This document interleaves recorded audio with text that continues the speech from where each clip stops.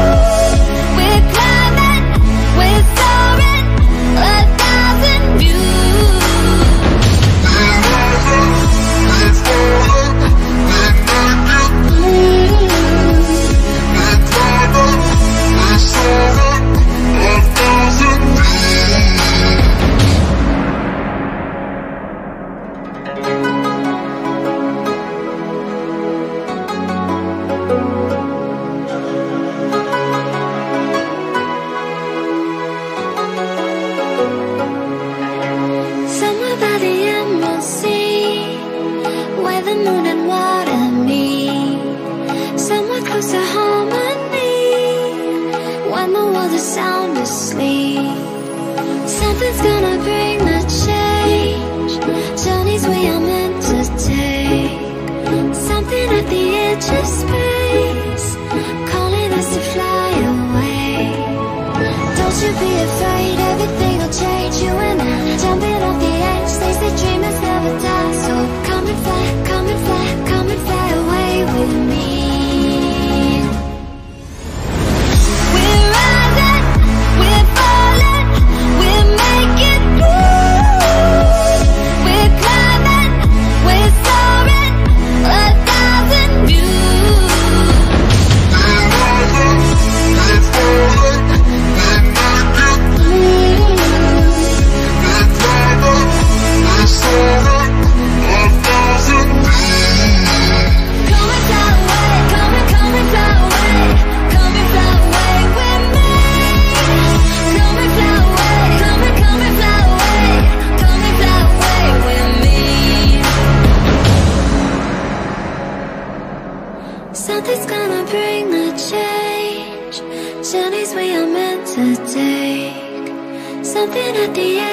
space, calling us to fly away.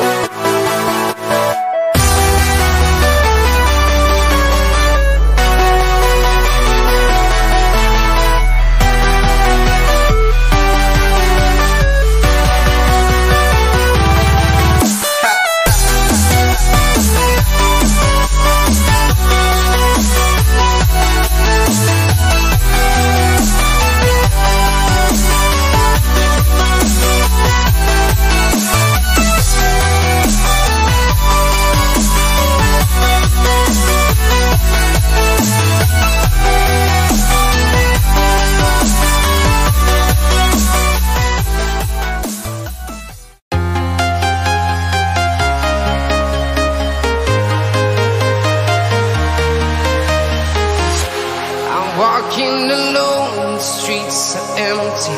The only thing I can see is my own silhouette.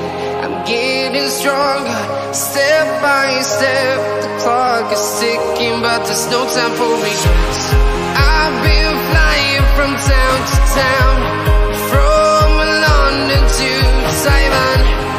I've been all around the globe, trying to protect your soul. We are heroes tonight. We will fly above the sky. We are heroes tonight. Yeah. We are heroes tonight. We will fly above the sky. We are heroes tonight.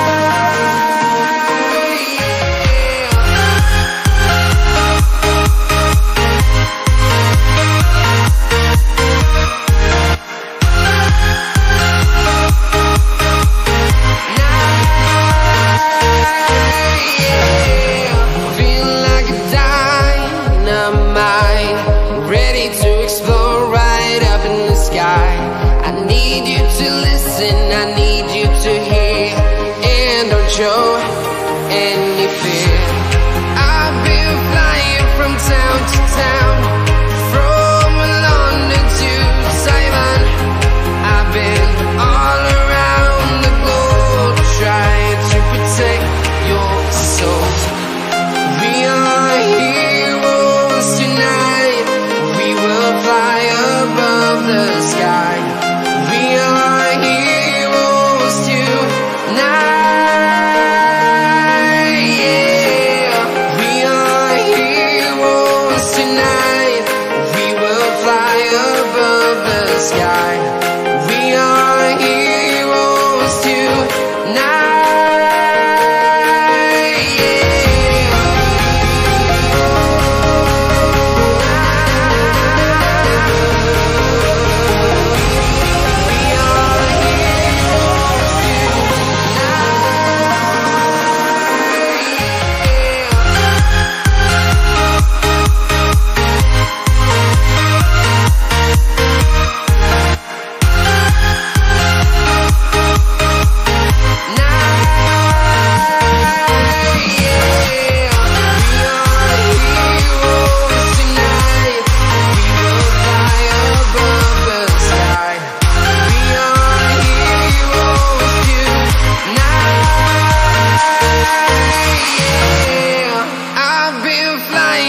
Town to town, from London to Taiwan. I've been all around the globe trying to protect your soul.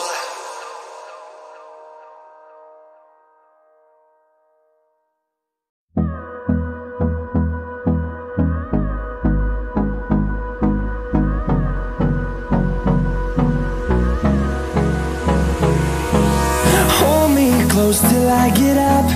Time is barely on our side. I don't wanna waste what's left. The storms we chase are leading us, and love is all we'll ever trust. Yeah, no, I don't wanna waste what's left. And on we'll go, through the wastelands, through the highways, till my shadow turns to sun rays. And on we'll go, through the wastelands, through the highways, and on we'll go.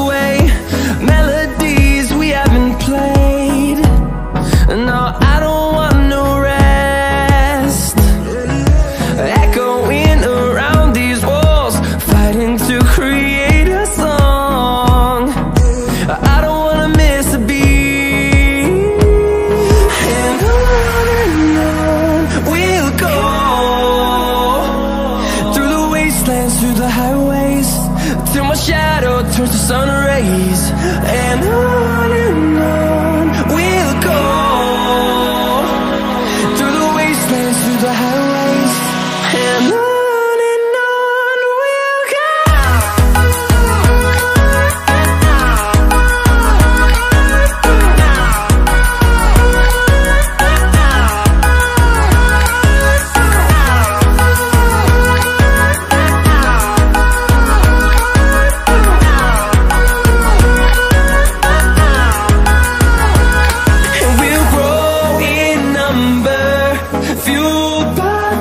See the horizon turn us to thousands, and we'll grow in number, fueled by them to see the horizon turn us to thousands. And on we'll go, through the wastelands, through the highways, till my shadow turns to sun rays. And on we'll go,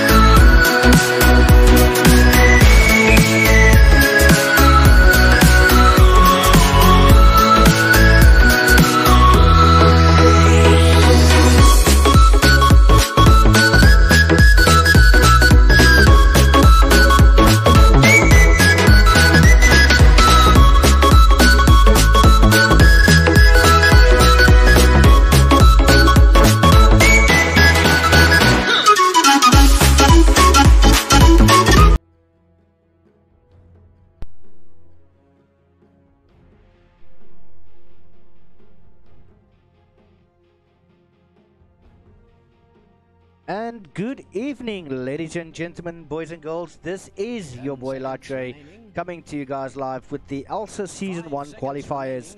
Season 1, this is day 3 of Group 3. And we have 5 men and a flying donkey taking on Berserk Gaming. And it is proudly brought to you by the Esports League South Africa. And proudly sponsored by Ignite Gaming. So please guys, give a bit of love. Like, share, subscribe to their Facebooks, and also have a look at some of the amazing specials that they are running only for the ELSA Season 1 qualifiers, so do not miss out on any of that. Getting back into the game tonight though, I've been ranting and raving as usual. We do have the Grimstroke and the Lich being taken out from each respective team. Berserk Gaming taking on 5 men and a flying donkey. And also now the Chaos Knight being taken out there. Just going not yet into the reserve time, but we know we're going to get there, so do not worry about that. And also something very, very special for you guys is that we will be having the ladies from Inexorable Gaming Amazons joining us for an interview, and that also is not to be missed. Now, Lifestealer being taken out from the side of 5 men and a flying donkey. You have a nice little image of an ass with wings. It works very, very well. Tiny being taken out by Berserk. I haven't seen that much of the either of these two teams, but it is an amateur league. But do not get it wrong when I say that from the amateur teams that we've seen thus far, some amazing plays coming through, and definitely something to behold. Some very, very good skill coming through, and I can't wait to see what exactly is going to happen. And as I predicted, going into the reserve time, it does seem that both of these teams are taking it very, very seriously. They are playing for a Corsair bundle for the first place winners, as well as second place, $2.5 grand to share with the team. And it was free entry, so I mean, yeah, walking away with additional 500 rand per player, not too bad, if I may say so myself. Spectre being taken out, but the first pickup from the side of Berserk is the Sven, a immensely hard hitter, especially in the later stages of the game. If he does manage to normally get his farm within the first 20 to 25 minutes, Sven is very, very difficult to stop, and he does massive amounts of splash damage as well. So Sven definitely, they want to have that hero. They have taken him. So let's see what havoc he's going to rain on the playing field. Now, 5 men and a donkey, they have gone into reserve time, but not taking any longer. They have decided to go for the Kotl. Keeper of the Light being picked up there. He also does quite a bit of damage, and also able to harass quite a lot. They've also changed his ultimate ability, so I mean, they are going to be stuck in a specific position. It is intermittent, so it switches on and off. So yeah, they need to get out of that region as quick as they possibly can. That could put Sven in a difficult position, but now also they've decided to go for the Necrophos. Very, very nice hero there. Also with the Heartstopper aura, very, very little damage, but the longer you stay close to Necrophos, the more damage you're going to take, and you just keep on losing life.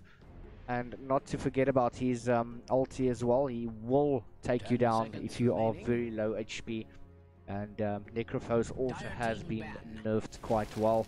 But now Berserk Gaming have decided they're going to come back with the Ancient Apparition, which is going to stop any sort of regeneration, which is exactly what Necrophos brings to the table. With his healing abilities as well. An Ancient Apparition is there specifically to stop that from happening. 10 seconds so just waiting for the bans. This is the 4th ban out for the side of Berserk Gaming, going into their reserve time as well.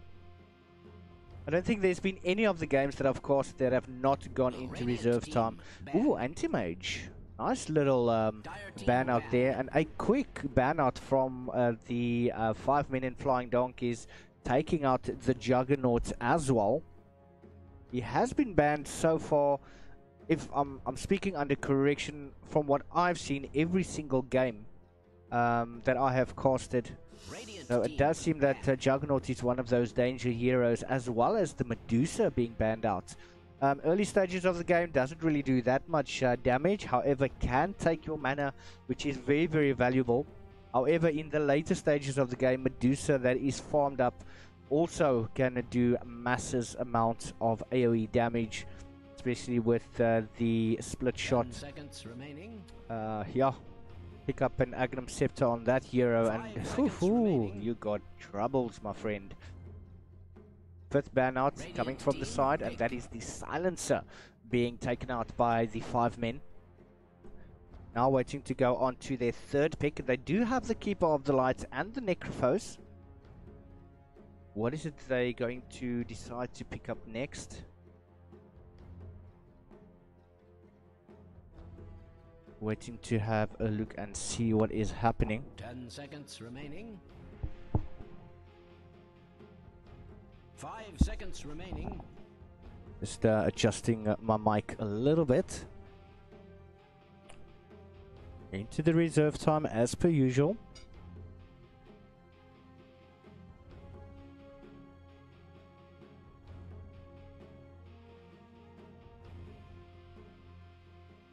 One minute and 30 seconds in reserve time.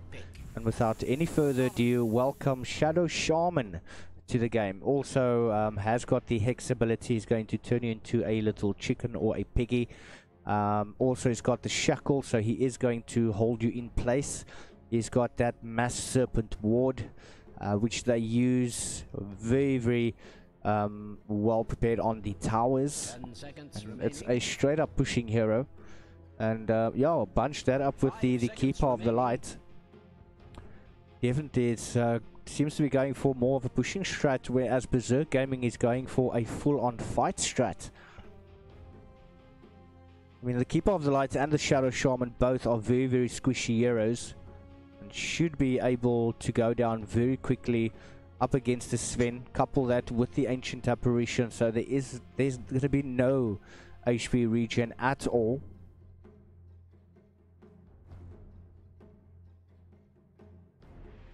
One minute and 30 seconds remaining in the reserve time for Berserk Gaming. And for some reason I just can't get over the logo of 5 men and a flying donkey. That's literally an image of an ass with wings. That's, oh my word. I have no comment for that one, but it's so distracting.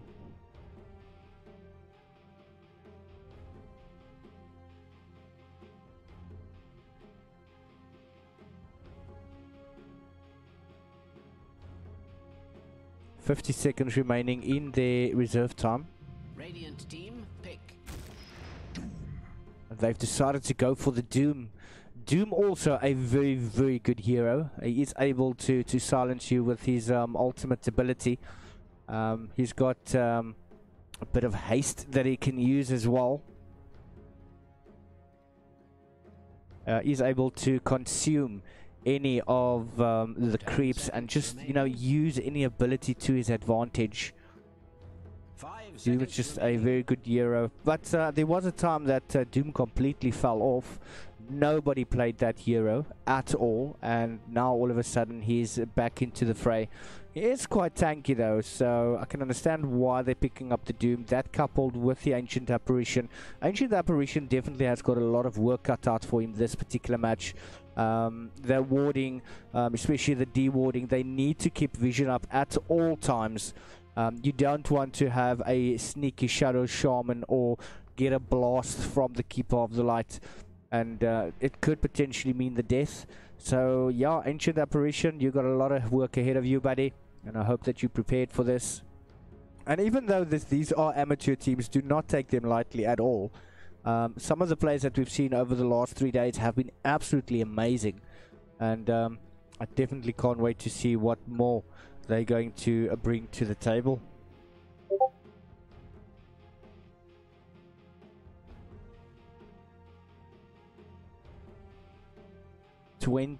Almost 25 seconds remaining for 5 men and a flying donkey.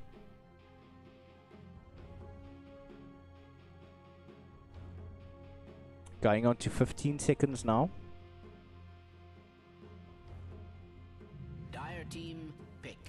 And they've decided to pick up the Tidehunter. Tidehunter also very nice hero. He is super tanky. He's got the Ravage available as well, and the Gush. He's able to take quite a bit of punishment, and yeah, you should be able to take down your armor as well, and it does stack, so the more that he uses it, the more damage he actually will do. Very nice pickup there. It is going to disrupt things quite a bit there for the side of Berserk Gaming. Ancient Apparition has to stay back quite far, but a well-timed Ravage, ooh, could definitely turn things around.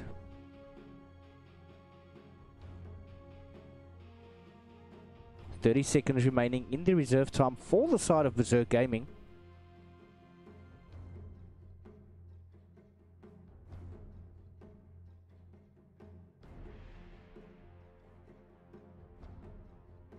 "15 seconds remaining, and they're definitely taking their time to decide what heroes to go for, what not to go for.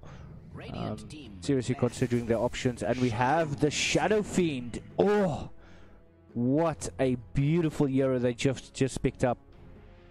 He's got the Shadow Razors. The more souls that he gets, the stronger he gets, and he hits super hard.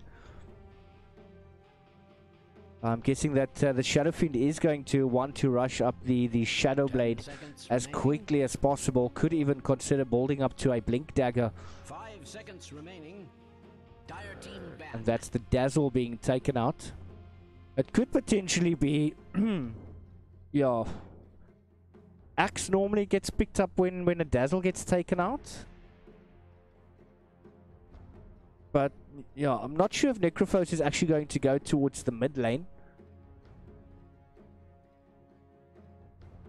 We've got the Tidehunter, who should obviously be going into the offlane position. He's able to soak up quite a lot of damage. 5 seconds remaining. Dire team And that's the Lina being taken out.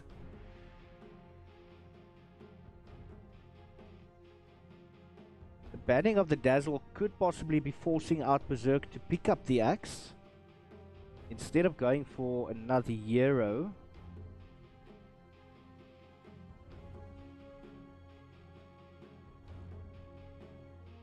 seconds remaining. Shadow Fiend most definitely going into the mid lane position. 5 seconds remaining. Radiant team pick. Oh, the Ursa. So they've got two hard-hitting heroes, the Ursa as well as the Sven. Both of them are very farm dependent. It is possible that you can have the Doom kind of roaming, and the Sniper being picked up finally for the side of flying 5 men and a flying donkey, and that is your lineup. Keeper of the Light, Necrophos, Shadow Shaman, Tidehunter, Sniper, going up against Sven, Ancient Apparition, the Doom, Shadow Fiend, and Ursa. And this is 5 men and a flying donkey going up against Berserk Gaming. This is the first match of tonight. It's a single elimination. Not to fret, they do still have other teams to play, and just to get their rankings up, and we will then take it from there. So without any further ado, we will be going into game one. Thank you very much for joining me, and do stay tuned. We'll be right back after they load in.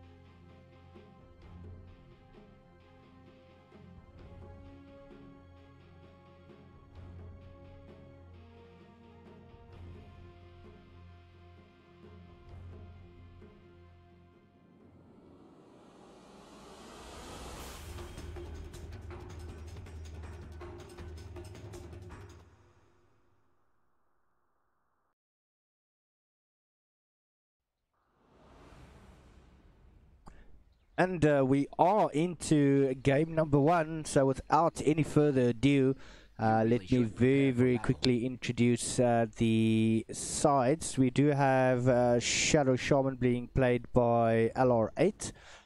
Then we've got the Keeper of the Light. He's going to be played by Cronus. Tidehunter is going to be played by JDZA. Necrophoser by Korg. And then Sniper will be played by Joker. On the opposite end of the map, though, we do have the ELSA being played by Supertramp, Doom being played there by Divine Light, Sven being played there by 67th, then Ancient Apparition by Tsar, and finally we've got Tatsu playing on the Shadow Fiend. Now I do hope I'm not gonna be pronouncing the poor Sven. Was it CBP the 67th? Let's just go with 67th. It's just easier to pronounce.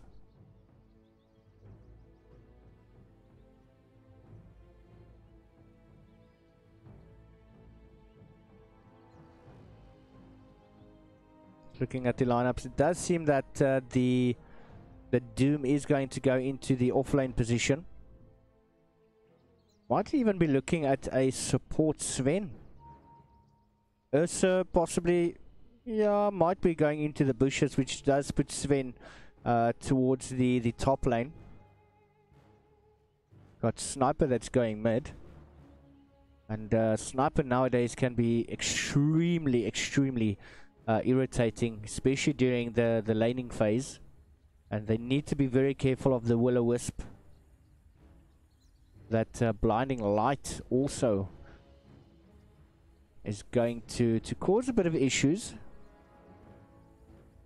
But the one thing they need to be careful of is using the Ravage and this Illuminate at the same time. It could cause a bit of hassles. We do have a disconnection there.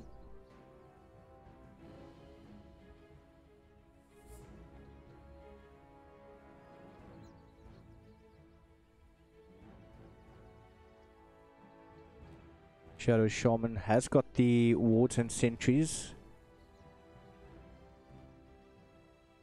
Sniper has reconnected, just waiting on the Tidehunter.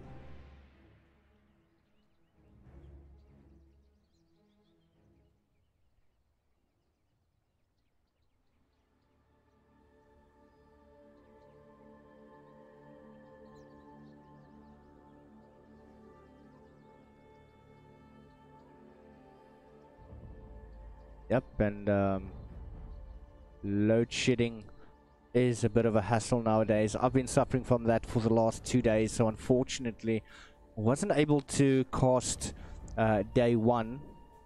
I was super excited for that. I did cast yesterday, though. I was only able to do the 1 game. But hopefully tonight everything will go back to normal.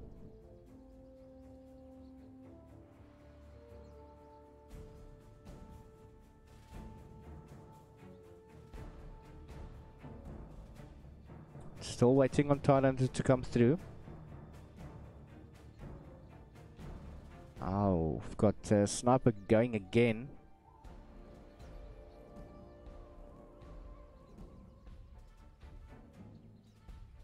We are hoping that the game will be underway shortly. I do apologize for the long wait.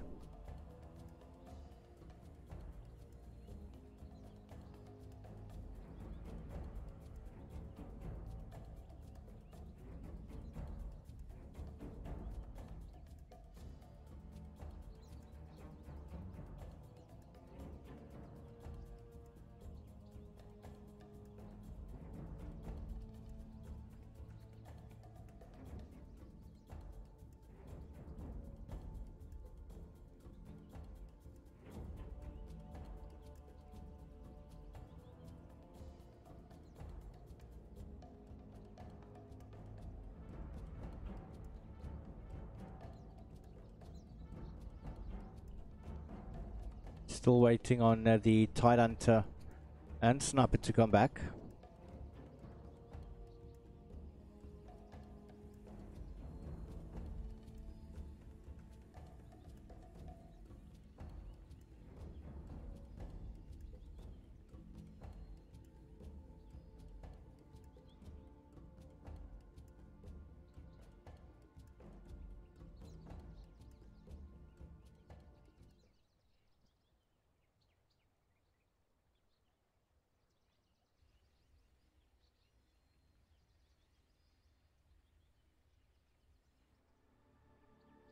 As we can see, the smoke of deceit has been popped there on the Doom. You have Sniper that has just come back now, and we are still waiting on the Tidehunter.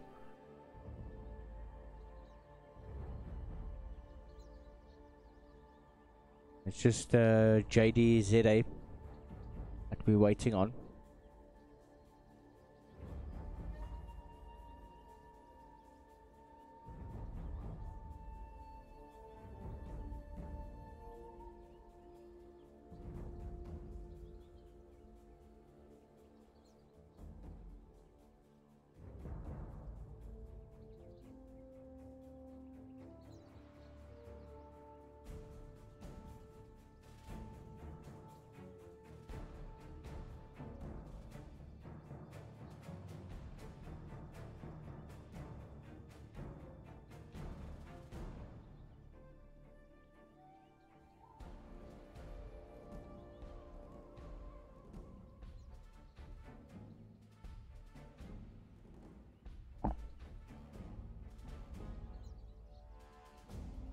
And just a bit of additional information, any games during this week that we were not able to play due to the load shedding, hopefully we'll be able to continue that on Saturday. But we will keep everyone informed as to what time that possibly will happen. And that's just to try and catch up on any of the games that were missed.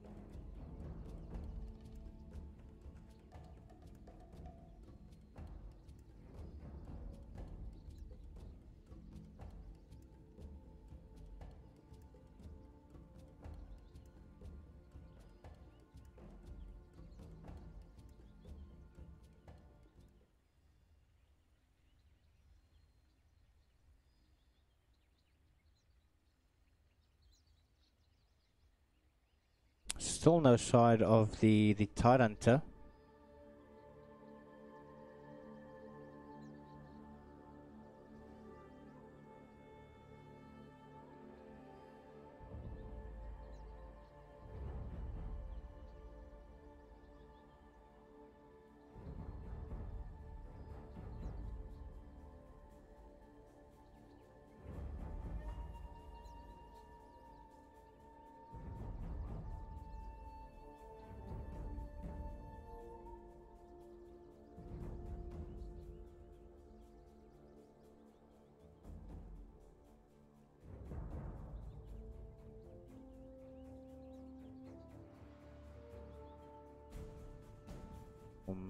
Not sure.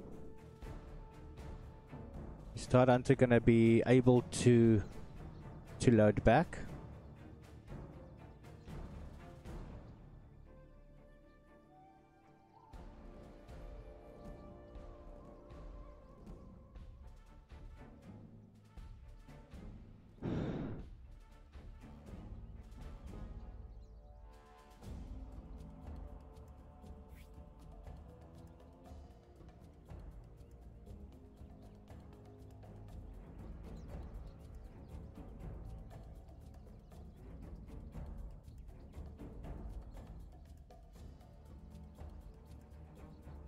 Alright, so we do have a confirmation that Tidehunter is busy logging back.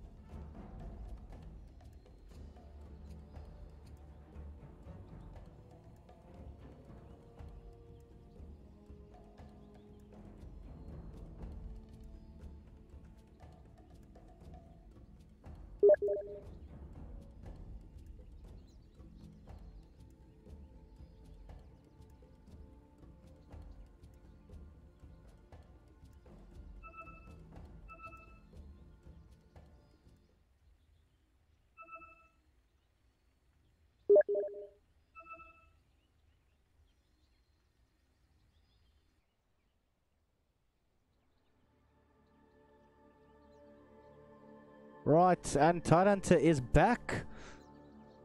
And we will definitely be going underway shortly. I hope everything is working out fine for him. Come on, JD, we believe in you. Up, that connection is running up beautifully.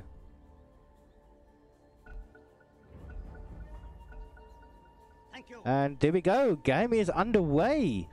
And finally we can get some action. I do apologize for the delay, guys, but unfortunately the load shedding has messed up quite a bit of things. But we are back.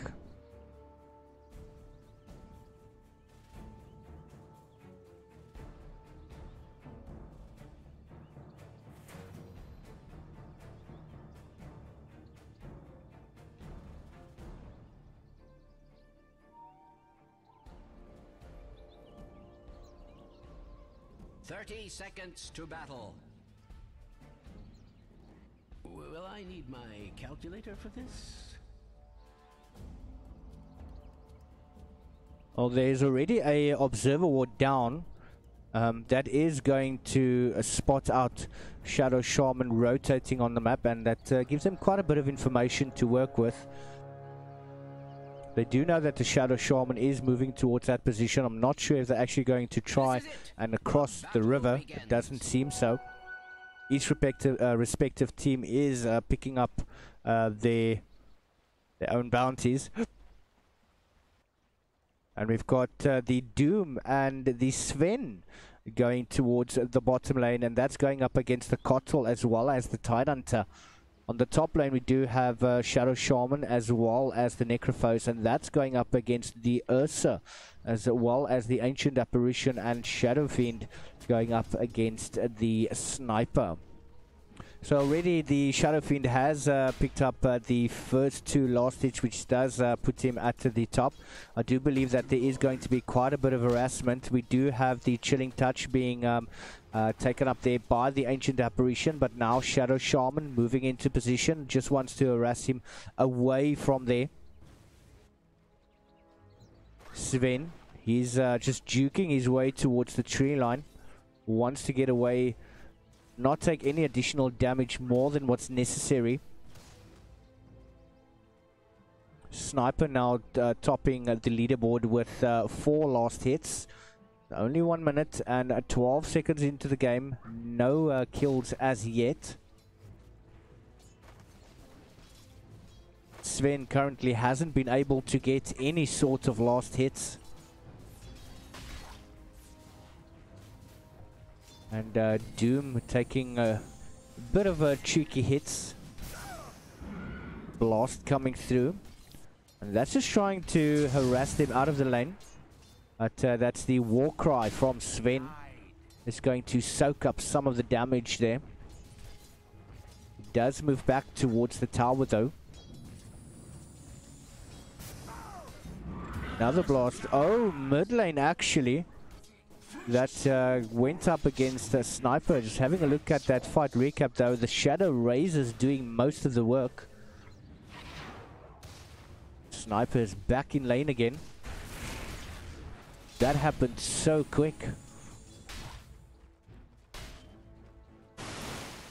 First observer ward being destroyed. And that Warcry is just going to ensure that the poor Doom will be able to stay in the lane much longer, but he is taking a hell of a lot of damage there. He does have the Stout Shield. That is going to help him out quite a bit. Ursa Warrior at the top lane taking quite a bit of damage, and that's the Chilling Touch coming through, slowing down the Shadow Shaman. Super Tramp just trying to get as many losses, but it does seem that Sniper in the mid lane once again is going down. He did try to get the shrapnel, did do quite a bit of damage there to the Sven. It does seem that Tatsu is starting to dominate the mid lane. He's already 2 kills up. Nothing going in the favor of the 5 men and the Flying Donkeys as yet. Char has got the Ice Vortex, hasn't gone for the Cold Feet as yet, which does force the hero back and away from the location where the chilling touch was actually applied.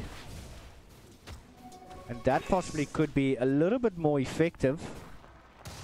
Joker in the mid lane, he's taking damage and killing spree going towards the Sven. Starting to dominate the lane, using those razors very, very well.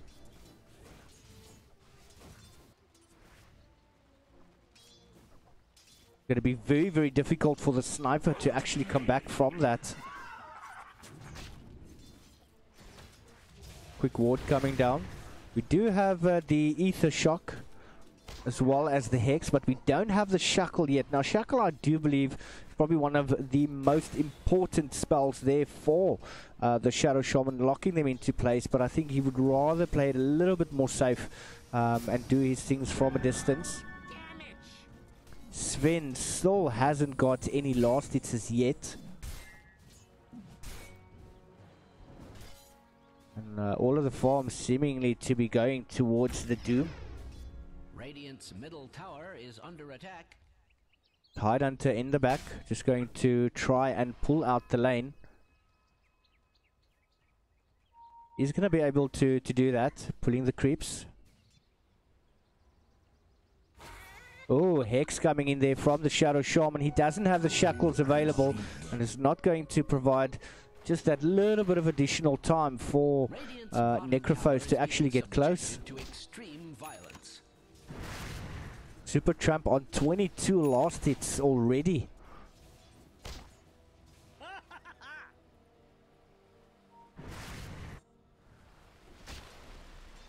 That's slow coming out there from Tsar.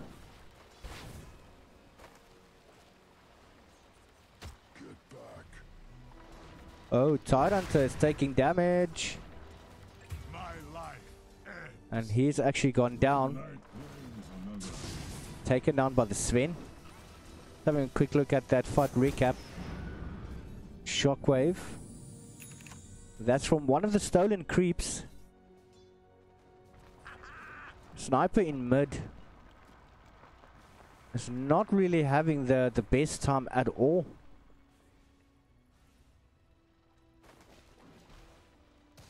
He's gonna have to get some additional range going. Super Tramp. You now finally do have the shackles available, but Shadow Shaman has gone for 2 levels of Hex, which does allow a 2-second, but yeah, possibly could have gone for more levels of Ether Shock. When Sniper hits that level 6, going to be a bit difficult now. Tidehunter taking a bit of damage here at the bottom lane, and once again Doom is going to get another kill going.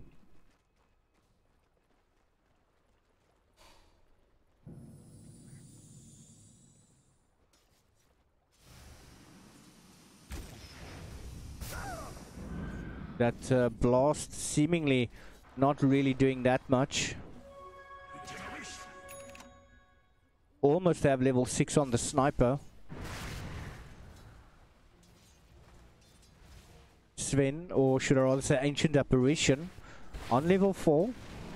But now we've got Super Tramp. Is he going to want to go for the kill? We do have a Hex up there on the Ancient Apparition. The Shackle is available, but he does manage to slow down the Shaman that has been blocked by his own creeps, which does manage to get the freeze off. Ancient Apparition is going to be able to survive.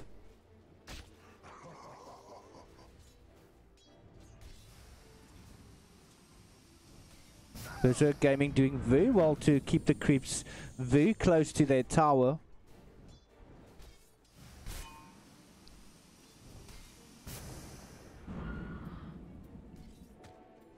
Sniper has resorted to going into the bush. Has to get those creeps up and running.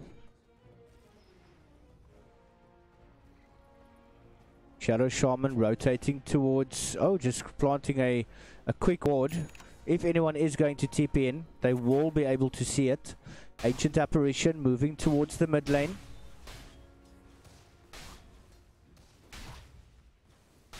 But decides not to go ahead with the gank. Moves back. There is a ward on this side that does provide the vision, and they knew that Ancient Apparition was coming, and he just had to back away from that.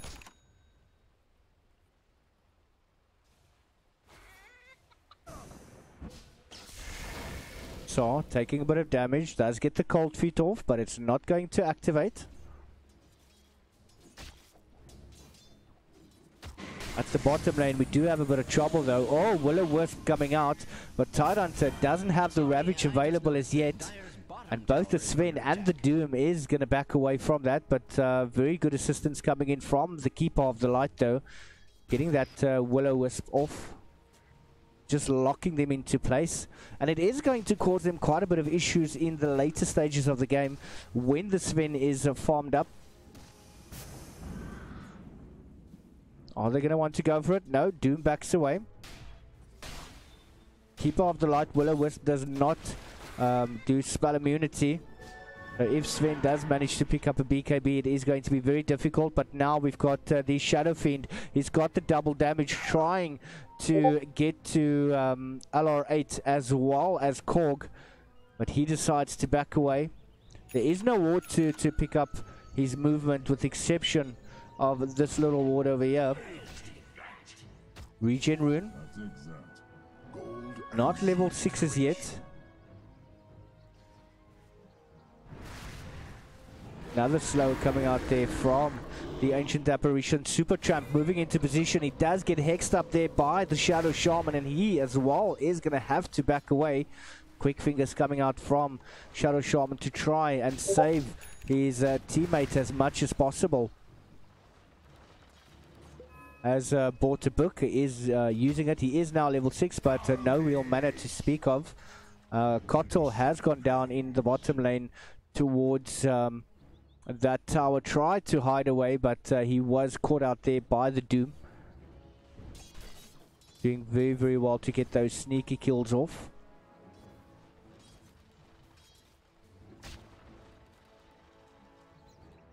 This bottom lane as well has been dominated by the side of Berserk.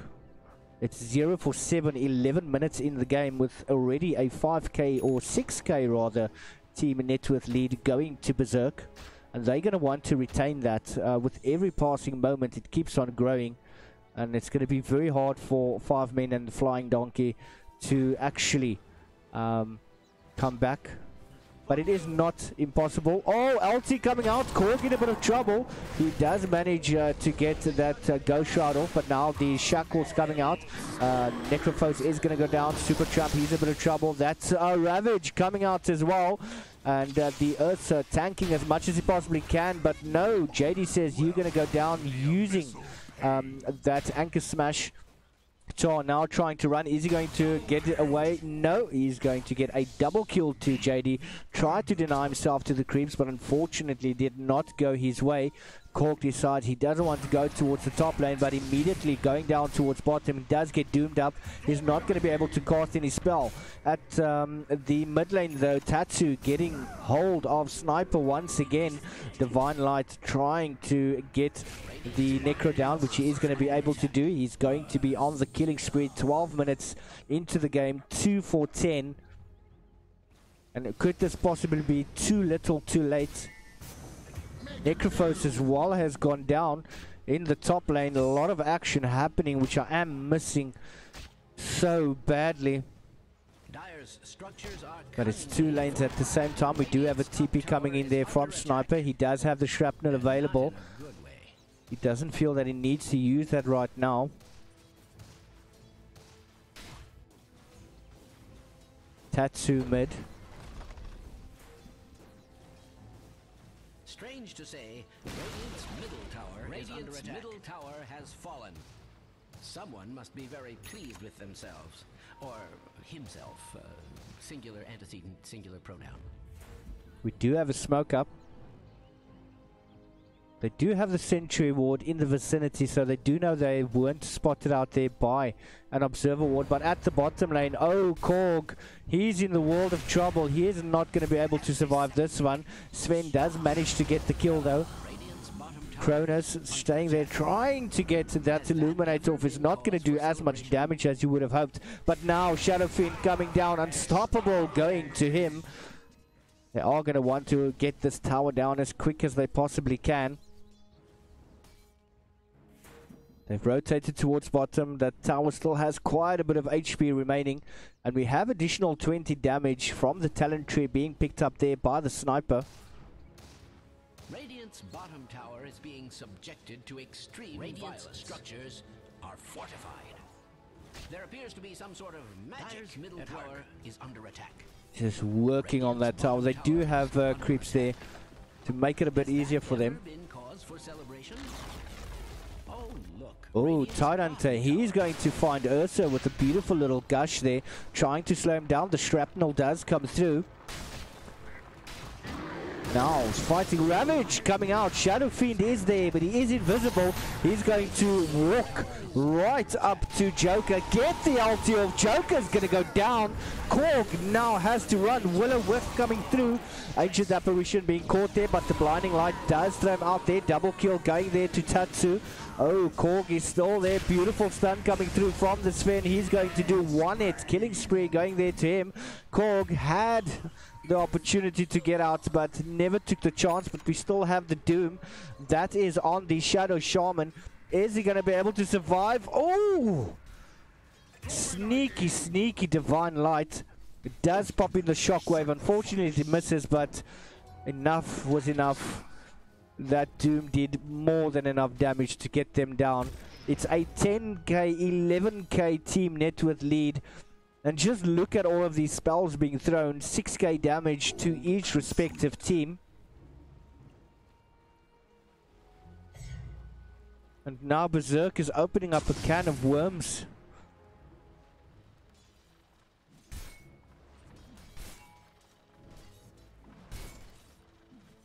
We do have an LT coming through there. It does seem that it is going to be landing on... Oh! Just misses Tidehunter, moves out. Supertramp going on to JD. He's got to run away. Has used the gush on Supertramp to try and get him away, as well as the anchor smash, but Supertramp doesn't care. Finally gets that blink. Going on to JD once again, and another kill. Going there towards the ELSA. Top tower now in a lot of danger there. That's going to be a loss of a tier 1 top, tier 1 mid, and the tier 1 bot. Berserk still retain all their tier 1 towers.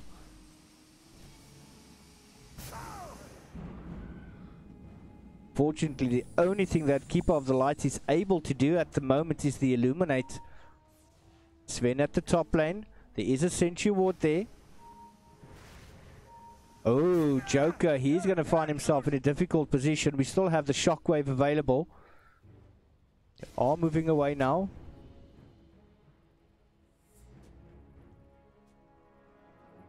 ELSA just enjoying so much free farm. Double damage.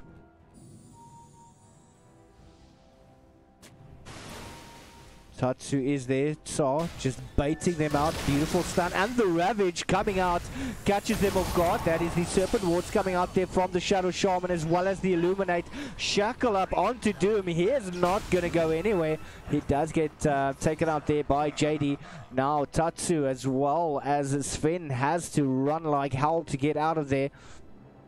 And that did not go as planned. Was very well played there from 5 men.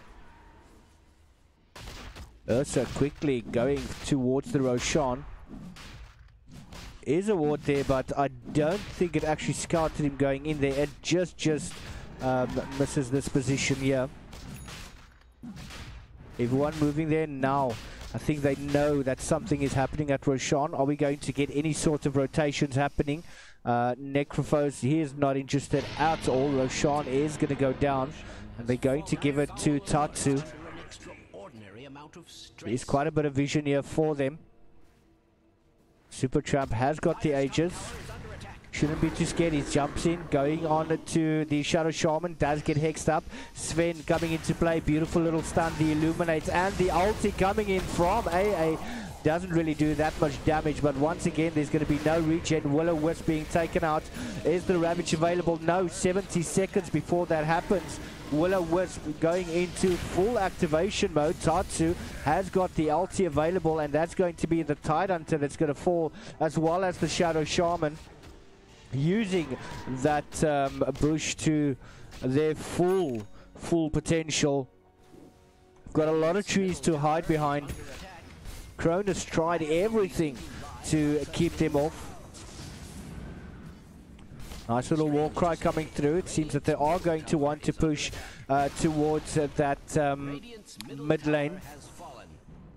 Someone must be very pleased with themselves.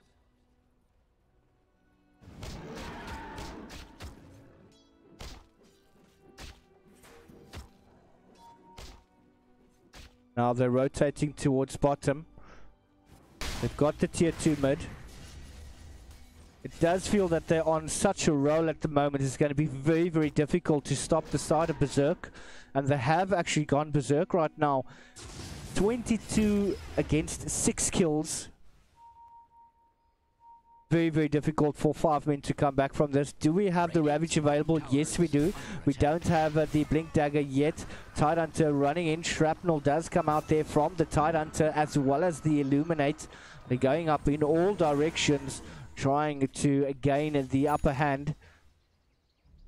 Doesn't seem that there's a ward that spotted them out yet.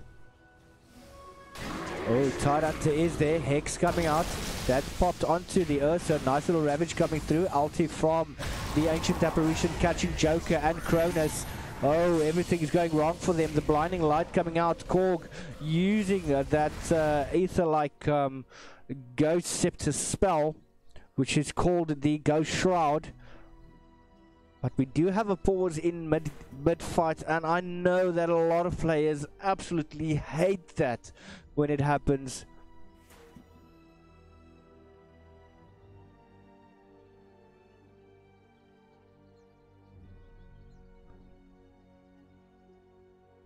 So pause coming out from Shadowfiend.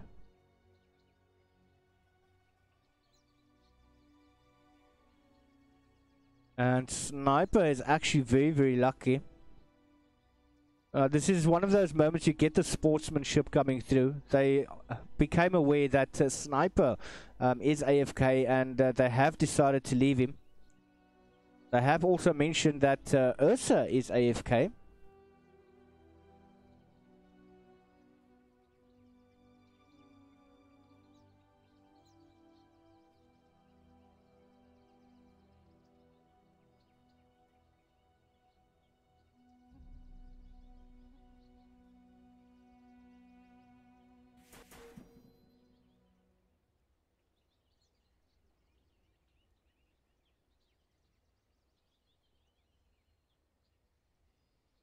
$16K team net with lead. Just having a look at the items though. Shadow Shaman with the Mana Boots, Keeper of the Light with a 4-staff. Tidehunter has got the Hood of Defiance up, just to try and tank out as much as he can. Necrophos as well with a Hood of Defiance. Sniper has got the Dragon Lance up, so that's just a bit of an additional range. Sniper has disconnected.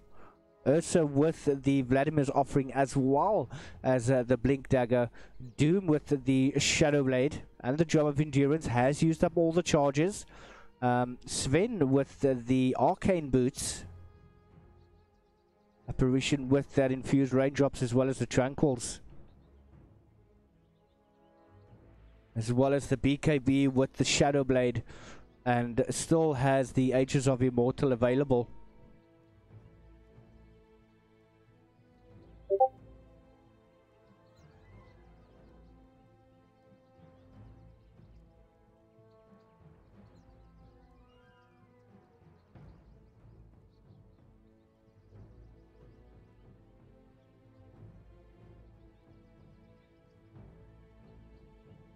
Sniper is back online.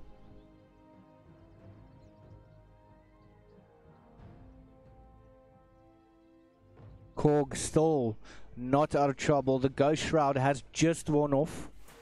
1 second before Shockwave becomes available, so that is on the tables to get thrown out. 1 second for the stun for Sven to come back online. Not enough mana on the Shadow Fiend to get that Requiem of Souls.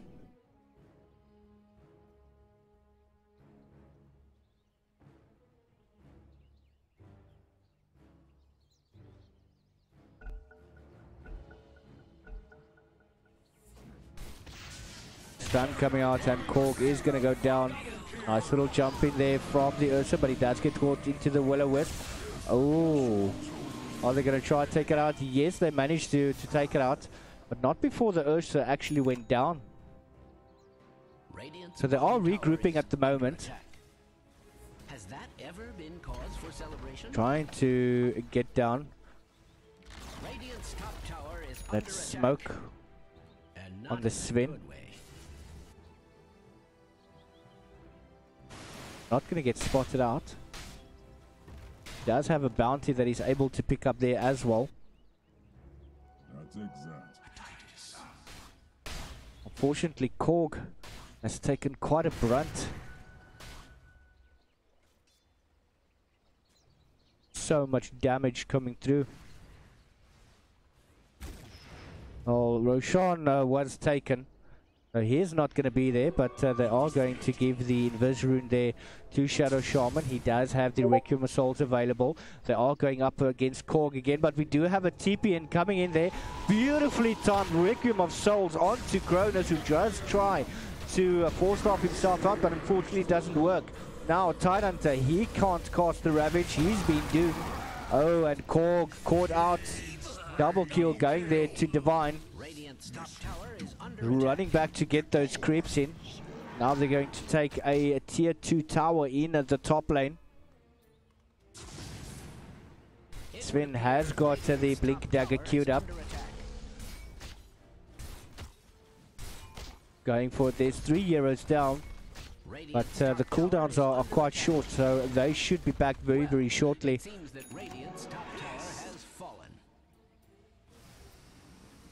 Radiant's top tower is under attack, and not in a good way. Going up for the tower, just using that Scorched Earth. 5 seconds before the Ravage becomes available. Shadow Fiend coming into play, does have the BKB available. Warpath being casted there by Sven, as well as the Illuminate coming through. Does seem that they are trying to bait them out.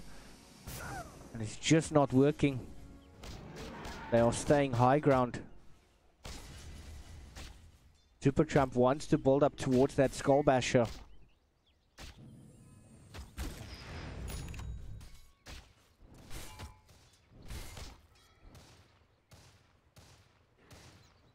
No real items there for Sniper yet. He's got 3 Wraith Bands as well as the Dragon Lance.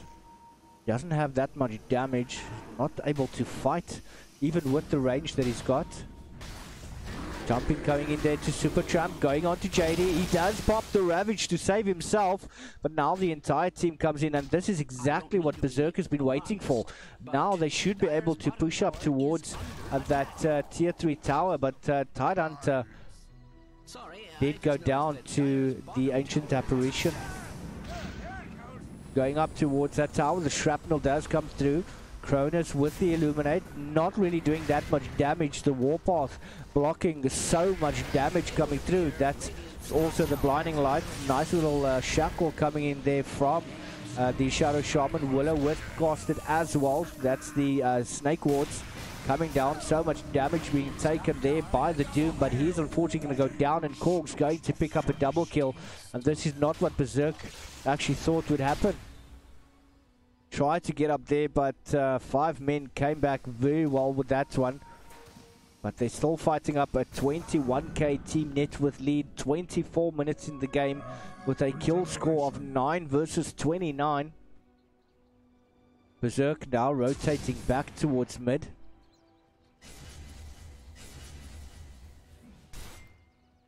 Shadow Fiend, Tatsu. getting those souls up. He is at max level now, 36 souls. JD. Oh, they got the stun. They got it. Tidehunter, he's in a world of trouble. He doesn't have the Ravage available. Ulti coming out there from the Ancient Apparition as well. He's trying to run like hell to get back to his base, but unfortunately Tatsu becomes unstoppable. And they got a pick off there. Buyback available on the Tidehunter is non-existent. This is not what they wanted. That's going to be a shrine that's going to fall.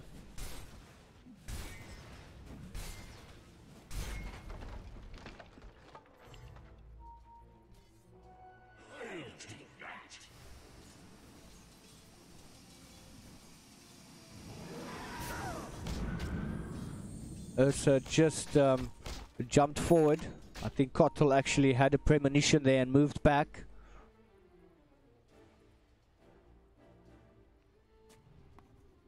Sven has got the Blink Dagger, also queuing up towards that BKB. Now they're going for the second shrine at the top, trying to avoid any TPs coming in from behind. They want to go forward towards the push. They want to try and do it with utmost confidence. They've waited for Roshan to come back.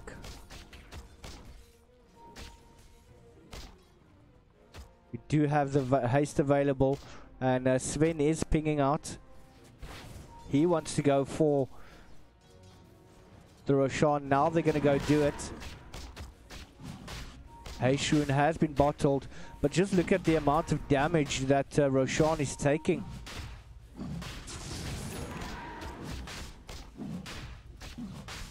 Poor Grandpa Roshan getting a beating.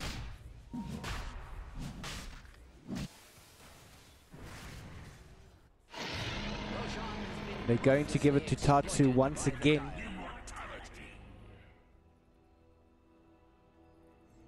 He does still have the Requiem of Souls.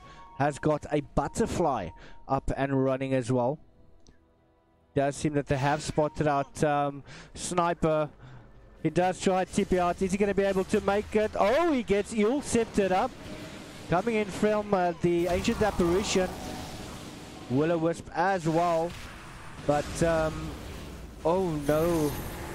Shadow Fiend, he's got the Ages of Immortal available. Ravage has been used, not enough though, but just look at the amount of damage coming through there. Now, oh no, Sniper has got to run, not being able to go anywhere. Cronus would be the next sacrificial lamb, but he manages to get back into base, and now they need to take that tower down. They don't want to be forced back at this particular time, but he does get a shackle up there onto Doom, which is your Shadow Shaman. We do have Sven coming in with the blinding light from the Kotl, taking down those towers. They're doing as much damage as they possibly can. A 31k team net with lead, 28 minutes into the game. Just look at that damage. Quick Eel Scepter coming in from the Ancient Apparition. Is the blast going to catch him? No, it's not. That is the Rax bottom that's going to go down in the mid lane though. That is the tier 3 tower. Cronus once again with that blinding light. Seems that Sniper did pick up a double kill on the Sven and the Ancient Apparition. But I think Berserk has done the damage they've wanted to do. And just look at the damage done difference. Absolutely amazing.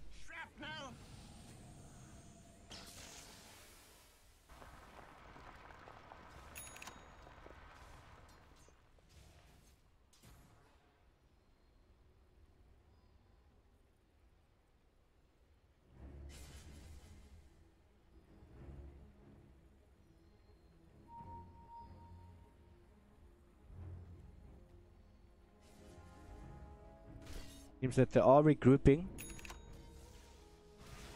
We've got the Silver Edge on Tatsu as well now, as well as the Cheese. It's going to be very difficult for them to get that back. Divine Light.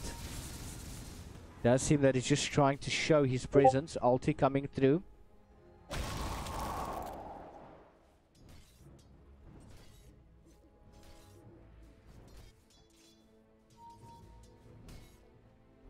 Can now push the They've just got a Rax to contend with. There is no tier 3 tower. That takes that.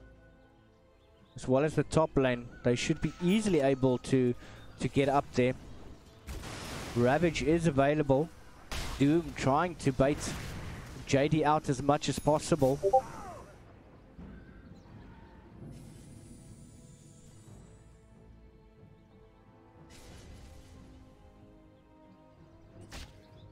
A little bit more form coming through. They do have the Skull Basher available on the ELSA.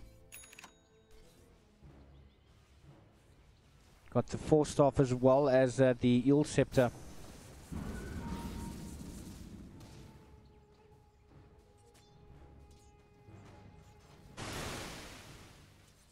And just to keep in mind, guys, we do have the ladies from Inexorable Amazons. I see that they are waiting in the interview room for me, so as soon as this game ends, we are going to jump straight into the interview. They have been very patient with me thus far, and I do appreciate it.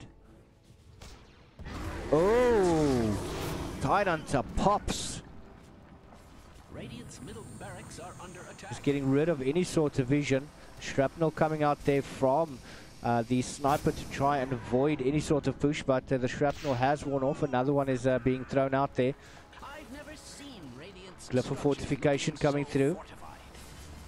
It does seem that they're trying to pull them. Structures are fortified. Ooh, Warcry coming out. Just look at that damage. Will-O-Wisp coming through as well. They're going to try and get it down as quick as they possibly can. Korg not able to stop anyone. That's another Rax going down. Radiant's middle barracks. Ulti there from the Ancient, popping that. Oh, look at Necro using that Shroud just to try and get away. We do have the Ravage available. Yes, it does come out, but the BKB pops there from the Shadow Fiend. Absolute chaos at the moment. Everyone trying to kill everyone. Killing spree going down. They're going to finally get that bottom Rax down. I don't believe it. Radiant's bottom barracks has fallen. We've got mid Rax moving towards the top Rax now. They want to get the Mega Creeps in there. And GG being called. Game belonging to Berserk. Made it quite clear from the get-go that they want to have this match. And they are going to get this match. Beautifully played there by Berserk Gaming. Doing very, very well. And Mute yourself, like at the It's bottom. not working. there we go. These are the ladies I've actually been waiting to speak to all night. I do apologize so much for being late, ladies. No problem. And I do appreciate all of your patience. And without any further ado, just to introduce you guys, we do have Inexorable Gaming Amazons with us tonight, as promised. And how are you ladies doing this evening? Very good, thanks. And yourself? Awesome, awesome. I've done the privilege of getting a interview screen up for you guys. So I did ask Tenshimon earlier just to, you know, send me your pic. Hope that's okay with you ladies, with your Amazon logo, just so that the fans out there can see who you are that support you. And yeah, wonderful. That's pretty great. Awesome. So you guys can jump onto the live stream if you want to. You can have a look and see what it looks like. But the main question that begs you ladies is, who exactly is Inexorable Amazons? Who are you? Well, Amazons are a group of ladies who decided to come together and empower each other in the competitive Dota 2 gaming scene in South Africa. Wow, sounds pretty awesome. And for any of you ladies that would like to, how did you get started into gaming, and what exactly was your attraction to actually stay you know, in the gaming scene and actually form a group of, you know, all women gamers? Well, Amazons originated in Valhalla 2.0, which was originally an MGO aimed at League of Legends. They made the decision to expand and encouraged all women in gaming to create more teams for other competitive games such as Dota 2 and CS. At that time, there were so many ladies interested that we had 2 full teams with a whole lot of reserves. So many ladies keen to play. We eventually moved out of the MGO to help create New Meta, which was also run by fellow women in gaming. And from there, we basically decided that the team wanted to focus more on ourselves as a team and more on Dota 2 specifically, which allowed us for more focus and growth. From there, we moved on to Inexorable Gaming, which has been our home. It's an amazing experience so far in terms of growth and support. They really are absolutely amazing at what they do. We've met so many new people, we've made so many new friendships, and we've seen quite a few roster changes in 2019 so far. I mean, we're 2 months in, and we've got 4 new ladies that have joined the team. So that's pretty great. Over the years, the teams were formed, resulting in close friendships as well. I mean, our players have been very supportive of each other, not only in competitive Dota, but in our personal lives. We would like to continue to make new friendships along the way. We're always looking for new faces and new friends, and always open. Our doors open for any of you that want to join. I mean, we just want to show for our fellow Dota 2 ladies how much fun it can actually be to play competitive Dota. Wow, definitely. That's a pretty good answer. Now, with everything that you've mentioned, within the next 5 years, I know it's a very open type of question, but where would you like to see your team, not only them but yourselves, within the next 5 years? So we've always had a very diverse group of players within Amazons. We've always tried to encourage and empower them. And in our roster currently, we've got people that would like to gain experience in the competitive scene, not necessarily become Masters players, but they would like to encourage the next generation of Dota ladies, whereas some of our players would like to become Masters players again. So being part of such a diverse team means that we've got different aspirations, and we will take it as it comes, just trying to empower everyone and help them. But one thing that we do see as a team is that we want to share our experience and make a difference in the Dota 2 community in South Africa. Wow, awesome. Now, how long have you guys been playing, and what changes have you guys observed since you started up until this point? There's been a lot of growth with regards to MGOs. Many new ones were started, and the ones that existed have expanded a lot. There's been a lot of encouragement within the South African Dota 2 community with regards to coaching of junior teams by master players. For example, the Empower Cup hosted by Sinister 5 last year. There are also many more tournaments to participate in, such as the ELSA tournament.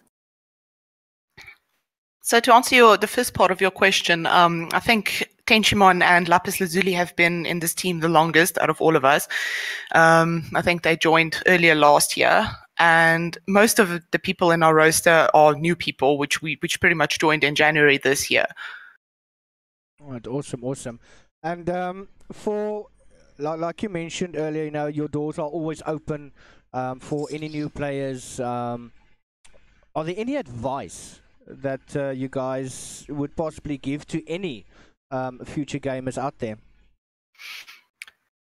I'd say if you want to play hardcore competitive gaming, you must keep in mind that there's going to be a steep learning curve. So just take it one step at a time. There are many resources available for you if you want to improve your game. You can have a look at any of the guides, or you can check out pro players in the game.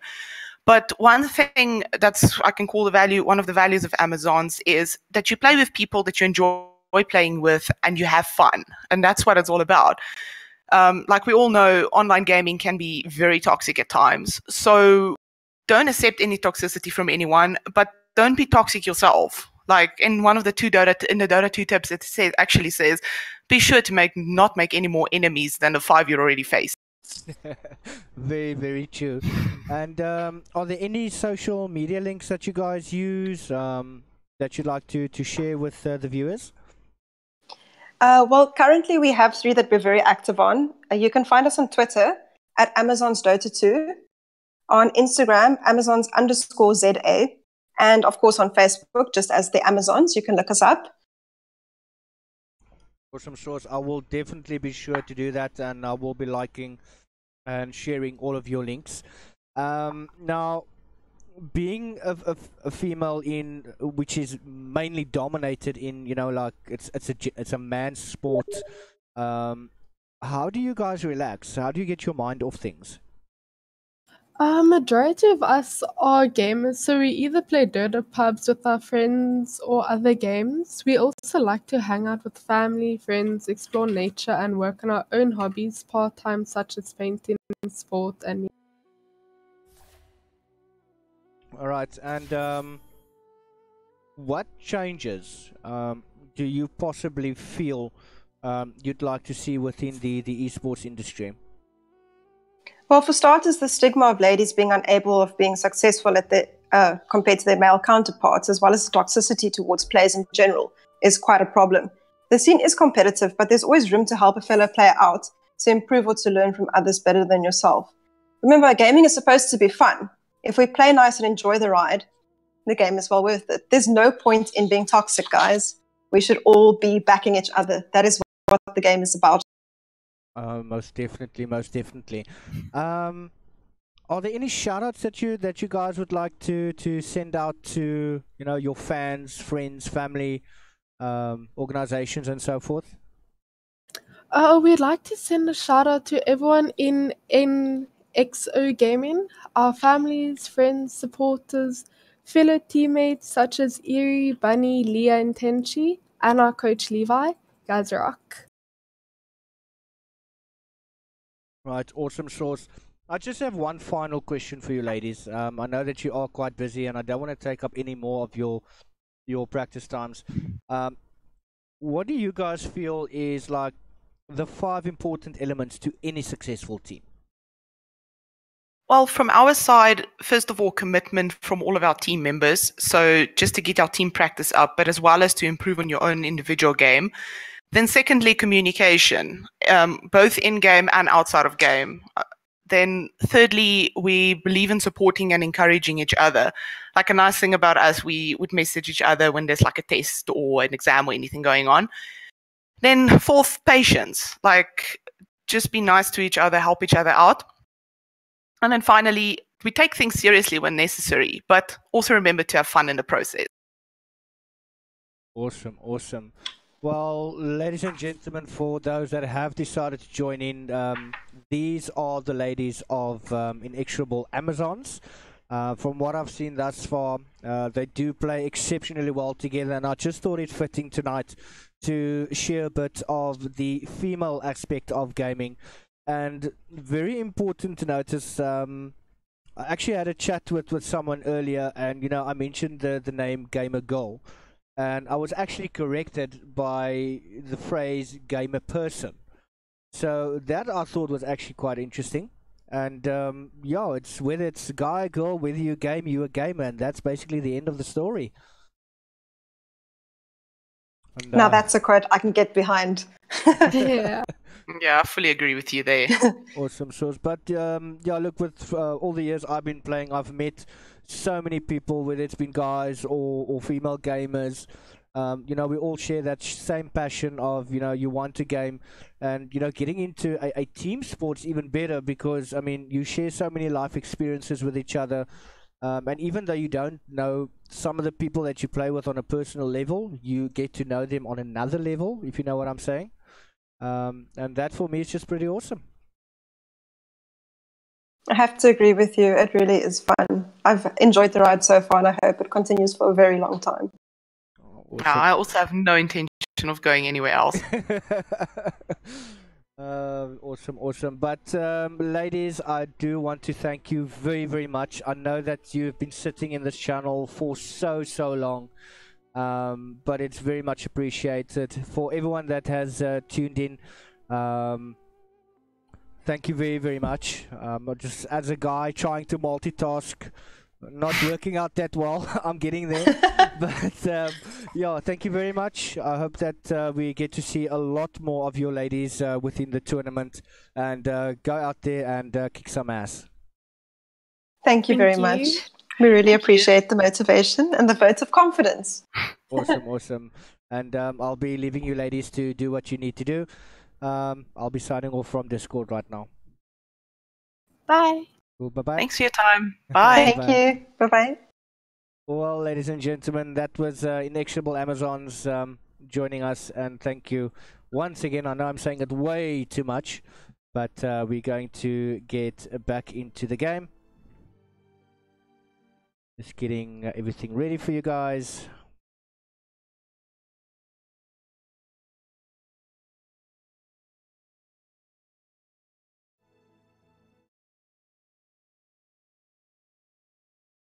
ELSA.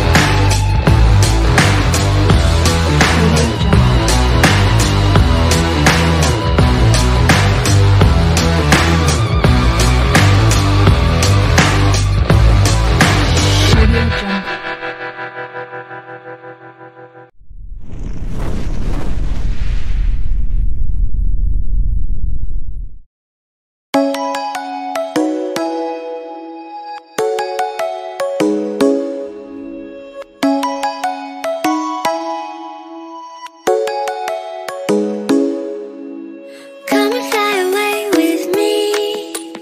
Come and fly away with me. Come and fly away with me. Come and fly away with me.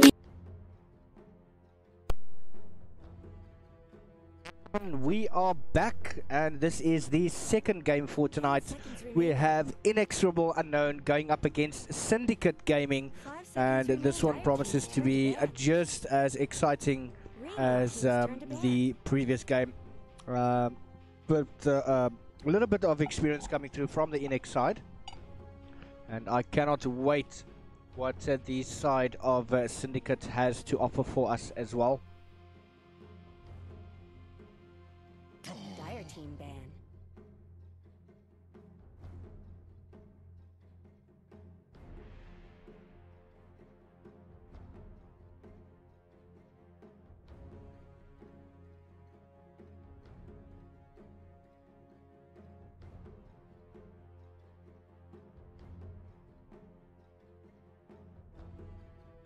Seconds remaining.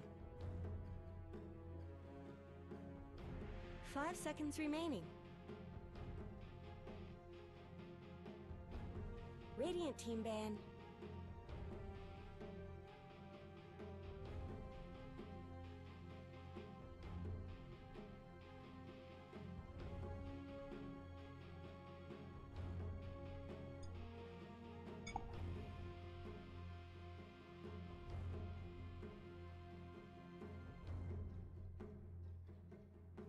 seconds remaining.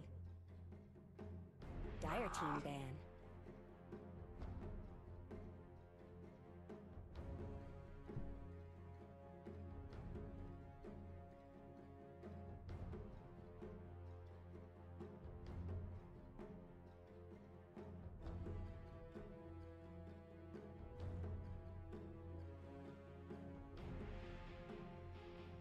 Seconds remaining. 5 seconds remaining.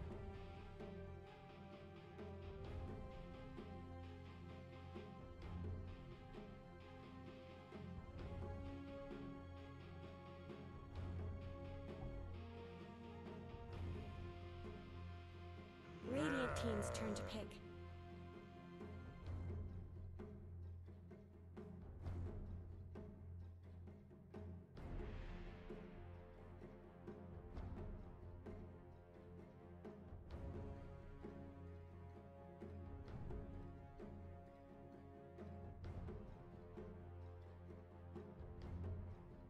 Seconds remaining. 5 seconds remaining. Dire team's turn to pick.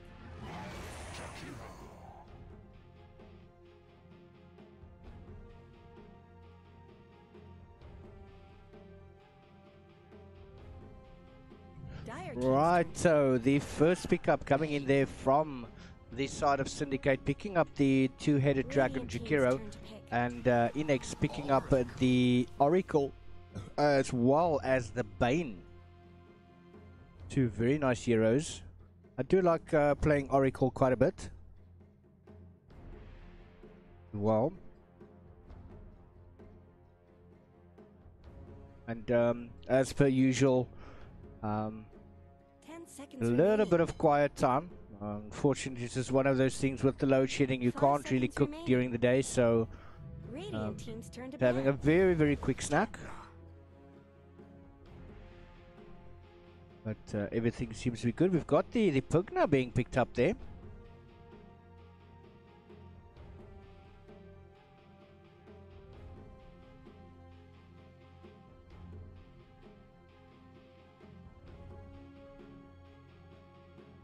Seconds remaining. 5 seconds remaining. Dire team's turn to ban.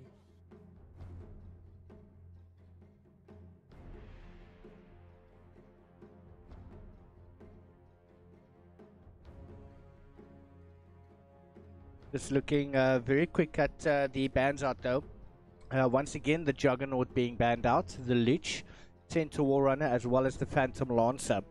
On the side of Inex though, they have decided to take out the Lion, the Keeper of the Lights, as well as the Bloodseeker, and busy with their fourth ban out at the moment.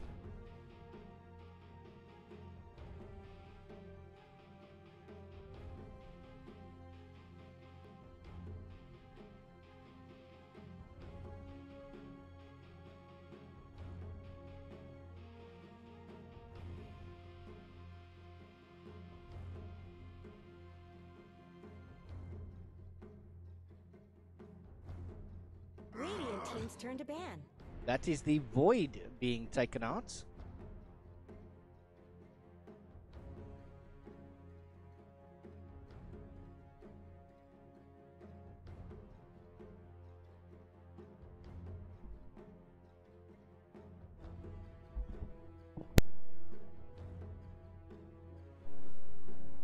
Seconds remaining.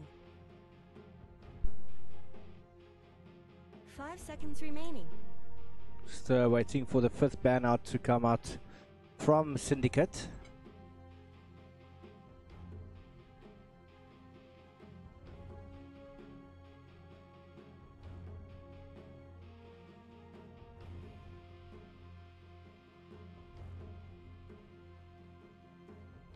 Dire team ban.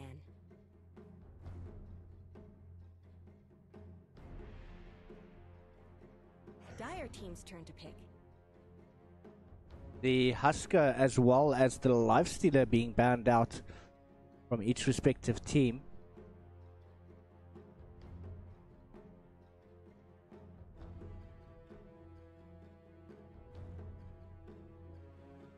We do currently have the Bane as well as the Oracle being picked up from Inex. 10 seconds remaining. About to pick their third hero for this lineup.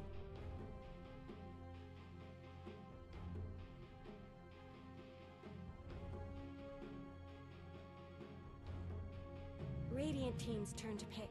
They've decided to go for the Chaos Knights. Oh, what a hard hitter that is.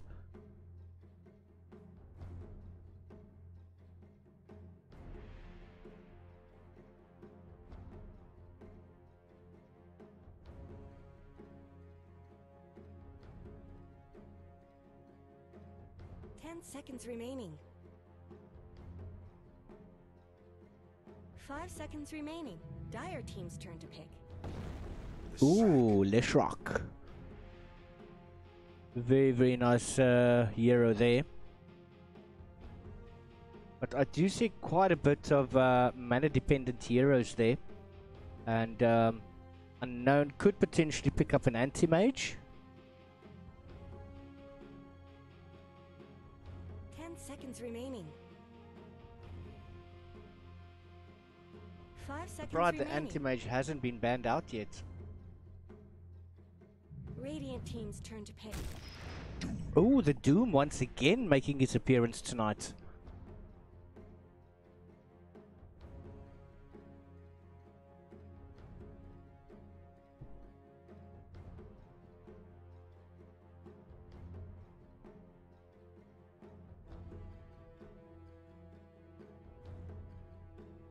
Seconds remaining.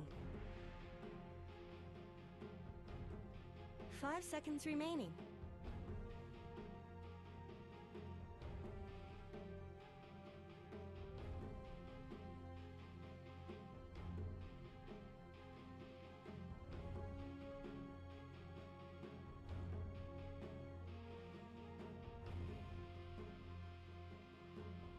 Well, Syndicate has to come up with some sort of tanky heroes. The Bristleback is still available. They could potentially maybe try and pick up a Magnus. Dire team's turn to ban. Yep, they've gone for the Bristleback.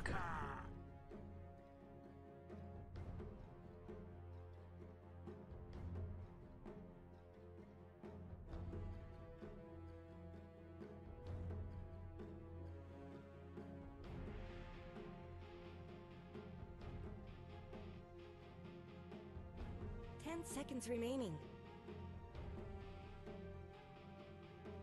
5 seconds remaining.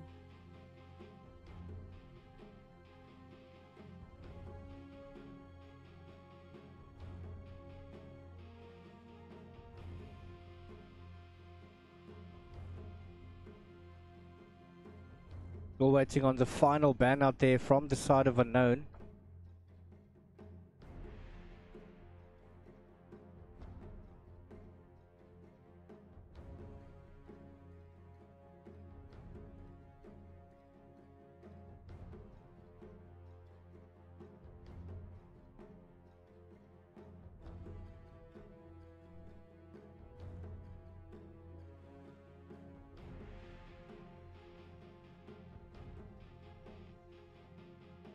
Radiant team ban. And that is the Kunkka being banned out from the side of Unknown. Final ban out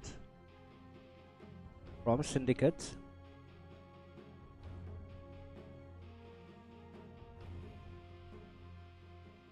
Unknown has taken out most of the heroes. That is going to cause them quite a bit of hassle. 5 seconds remaining.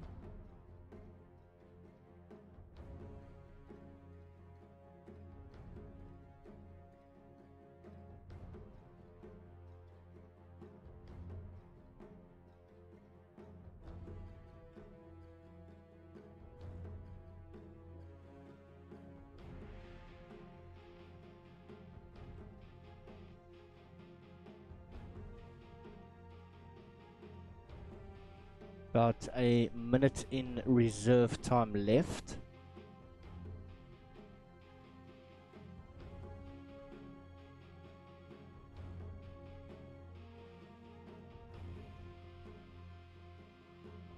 team's turn to pick. That is Invoker, the final ban out from the side of Syndicate. Now they do still have about 45 seconds reserve time left, as well as their current time, but they're not going to use that. They've decided to go for the Medusa. Very, very potent hero. Just going to try and keep the mana as low as possible. There's a DC. Can we pause?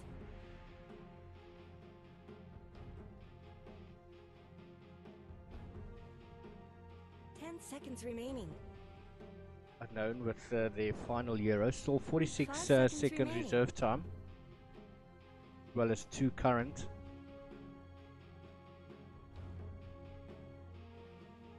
Got about 40 seconds remaining.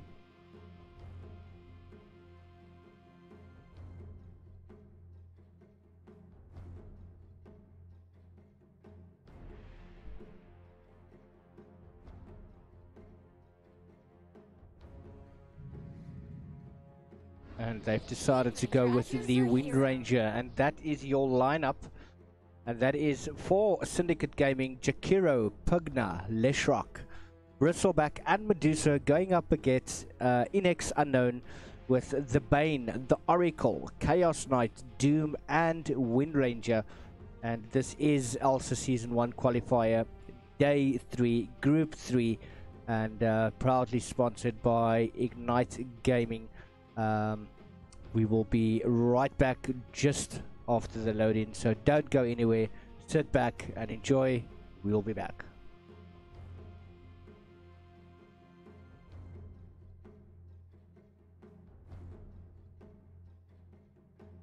Seconds remaining. 5 seconds remaining.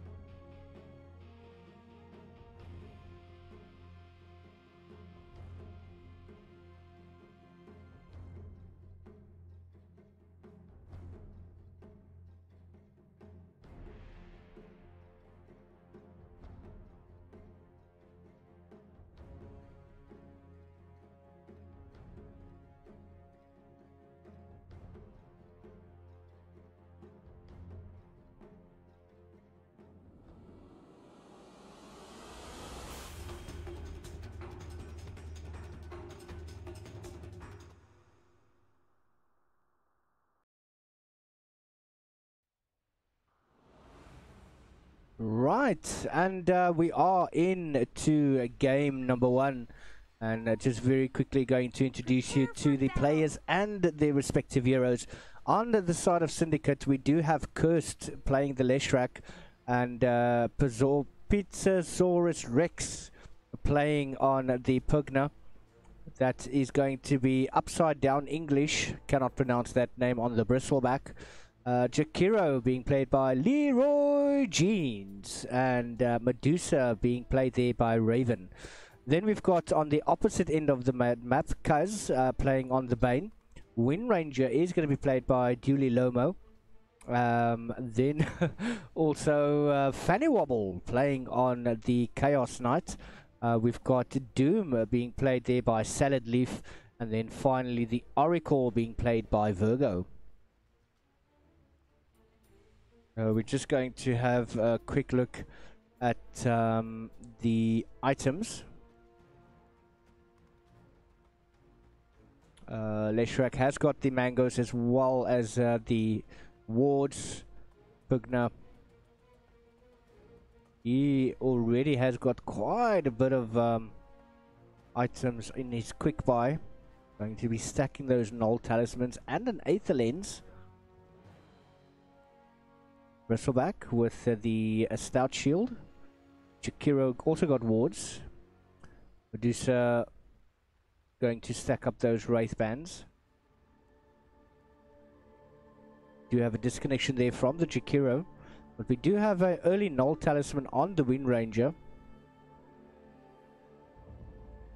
Chaos Knight there with the Quelling Blade as well as the Stout.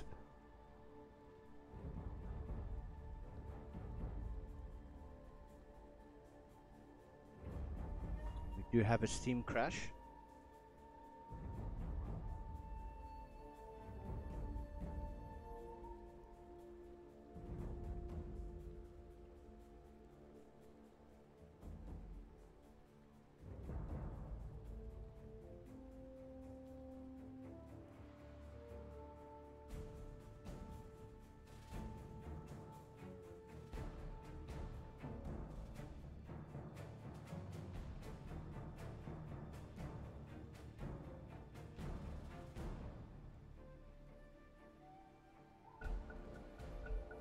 It seems that everyone is up and running.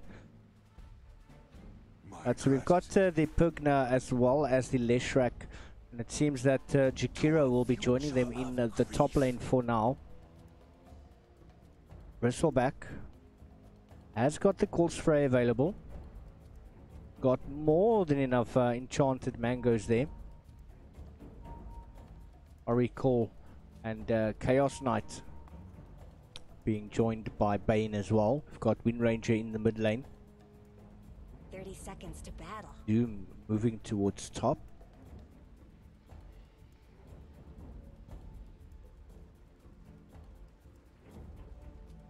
Got an early smoke up here.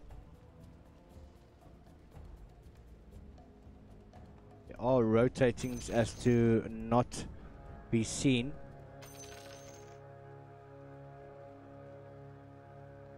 Bristleback playing very, very safely.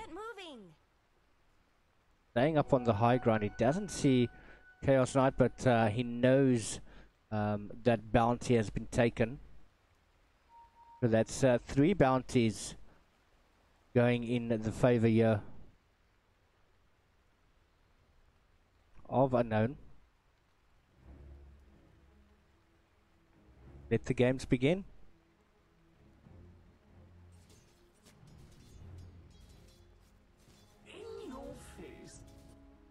Bristleback's going solo up against the Bane. He does have the Brain Sap available.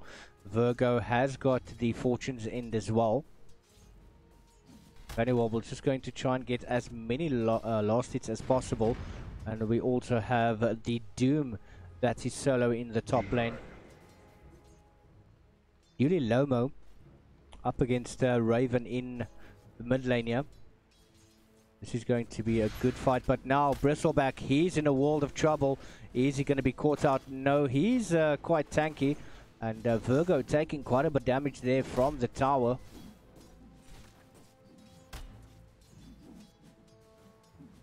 Are they going to attempt it again? Ooh, nice little pull in coming as well as the Brain Sap. Bristleback, he's in trouble. He's going to go down to Kaz. That is your first blood right there. 1 minute 25 seconds into the game. I feel that Bristleback is going to need some assistance very early on in this game.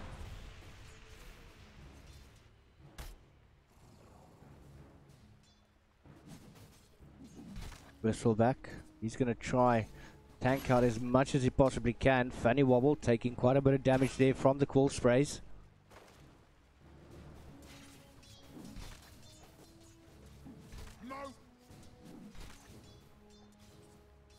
Got Virgo and Kaz sitting on the sideline, trying to harass him as much as they can.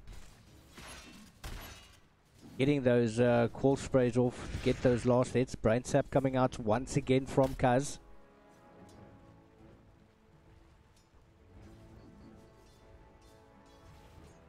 Virgo babysitting very, very good there.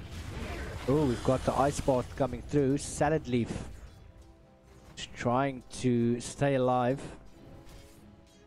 Does have oh, but no, look at what's happening here. Bot, one more Cool Spray. Yes, it's actually going to do it. And Fanny Wobble is going to go down there to the Bristle. Got a nice little ward here in the mid lane, just to provide that high ground vision on the opposite end of the map.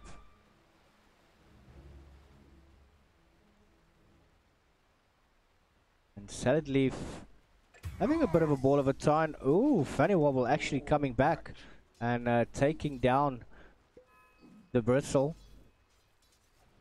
Also had the Purifying Flames come out.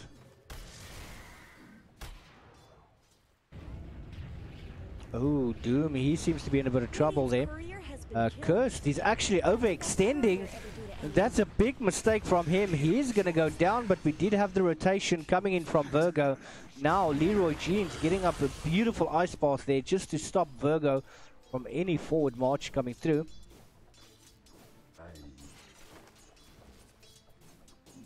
A good rotation coming out there from the Oracle. That call spray is going to work onto Fanny Wobble there. Kiro, ooh, he's actually also taken quite a bit of damage there. Now Virgo, he's in a bit of trouble. He gets slowed by the Leshrock. It's just the Cryptify coming through, and Salad Leaf's going to turn and continue farming.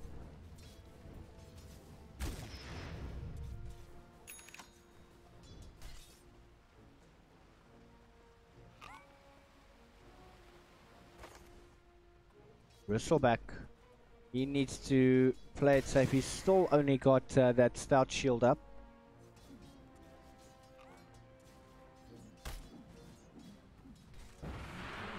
Another initiation coming in from Wobble, just pulling him in with that Reality Rift. In the mid lane, Dooley Lomo taking a bit of damage there from the creeps. Bristleback, oh, so low on HP.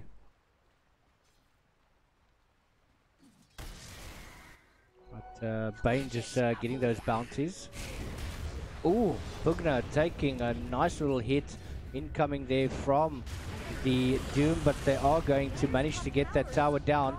Now Doom doesn't have any sort of protection. He does get decryptified up, but the mana on Pugna as well as Leshrock has fallen dramatically, and they're not going to be able to continue the push on.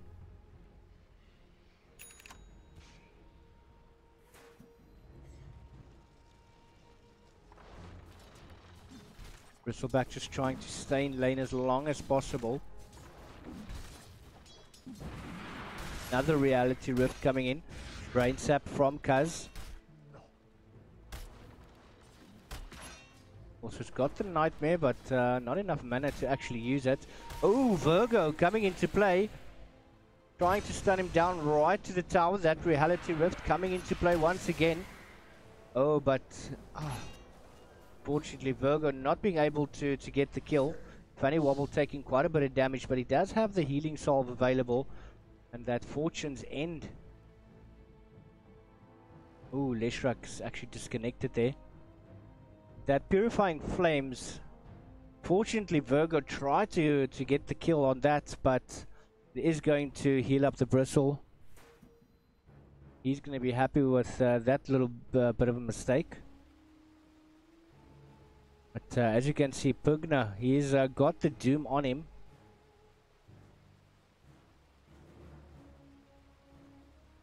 That Doom potentially can actually still kill him.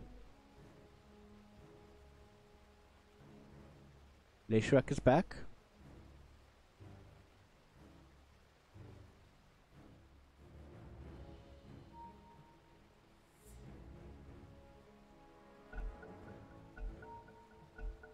And I think that Salad Leaf... Oh, they actually managed to get the deny. Doom's not going to be happy with that one. Another little stun coming in there from Virgo. And Fanny Wobble is going to be able to get the kill.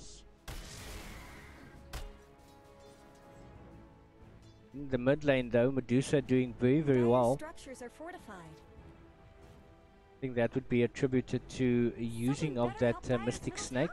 Now going to pick up the Regen Rune.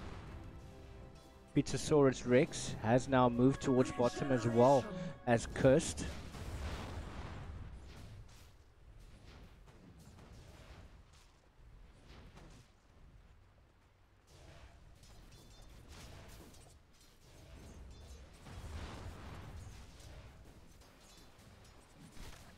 Bristleback has rotated towards the top lane.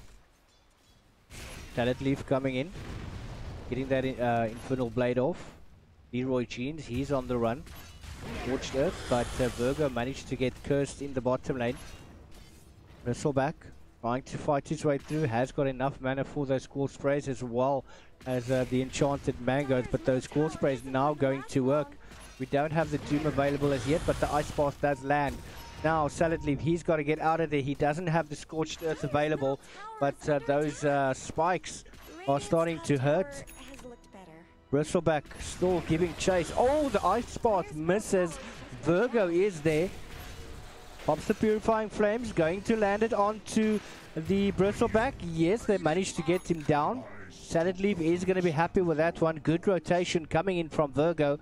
But now Leroy Jeans is going to get his ass out of that one. Another Rift coming in. A lot of damage coming through. Fortunately, Bristleback not able to survive.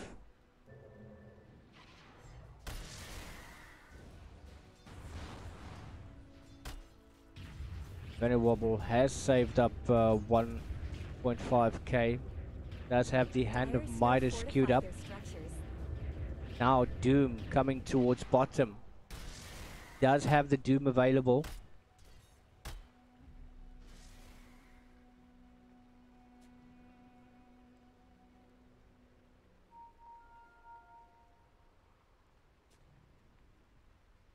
Seems that the pace of the game has slowed down a bit. We do have a Haste Rune at top lane. And Dooley Lomo, he's going to want to pick that up as he does.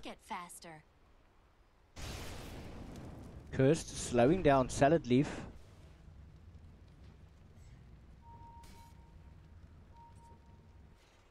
Ooh, it seems they're actually rotating onto the Bristleback. Fanny Wobble is there. Nice little stun coming through. Dooley Lomo, nice shackle up onto the trees. Bristleback trying to stay alive. Reality Rift coming through. Virgo also doing his 5 cents. And that is going to be another dead Bristle. Unfortunately feeling the brunt.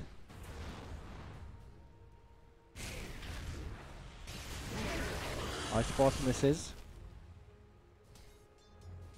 We do have the phase boots up on to Doom. Nice little mana boots there from Kaz.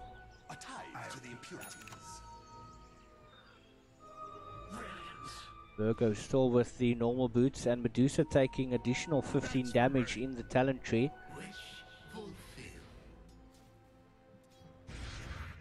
Kaz just with those brain saps.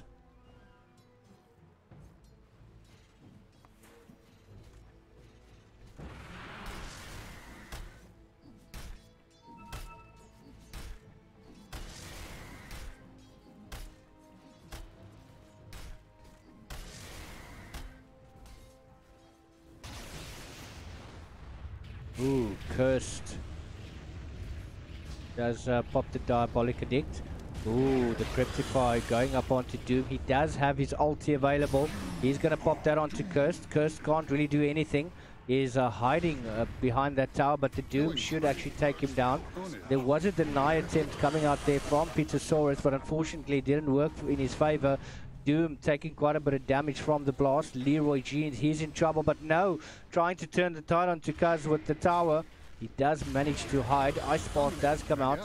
Talent Leap is going to be able to get a double kill, but Kaz, is he going to be the one to get away? Is he going to be able to get the kill? He's just hiding. Leroy Jeans looking for Kaz. He doesn't find him, but he needs to turn around. Now Kaz does reveal himself. Talent Leap is there. Leroy Jeans. Oh, the tower going up onto Kaz, but manages to reset the attack. Ice Path once again misses, and Virgo is going to be able to get the kill there. At the same time, though, the Bristleback trying to go for that tier 2 tower. We have a rotation of 3 of the heroes coming in as well. That's going to be Kaz, Virgo, and Salad Leaf, and Bristle's just going to hightail out of that one. Fanny Wobble trying to get as much farm as he possibly can. Medusa has gone farming, working her way towards a Manta. Has got the double damage available as well.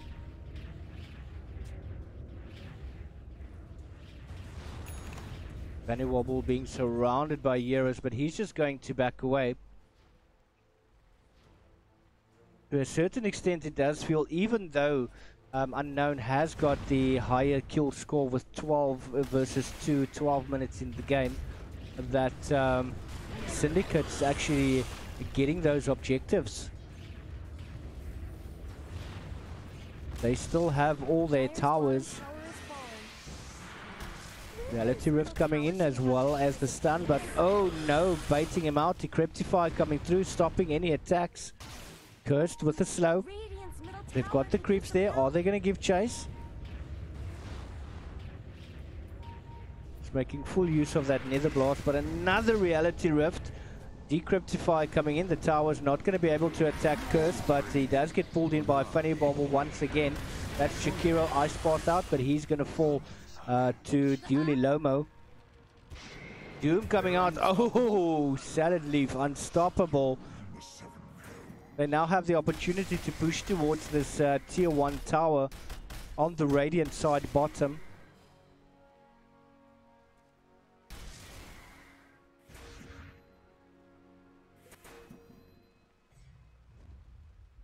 Smoke being popped. Oh, Raven. They're going to find him, but he's going to turn and run. Yuli Lomo jumping in. Hasn't really done anything there, but he's going to try and just get back. Nice little power shot coming through. Oh, Purifying Flames not able to take out the Jakiro as yet. But it does seem that... ooh, Funnywob we're going to be dominating. Bristleback has got the trades as well as the Ring of Basilius and the Ring of Health. He's in a bit of trouble trying to tank up. That's the Oracle that is going to go down, but he's trying to Cool Spray as well, trying to turn towards the Bane, who is going to try and Haytail out there. And Salad Leaf wicked sick, taking out the Bristleback. Bane actually did go down, but he went down to the Pugna. 4 for 17, 14 minutes into the game.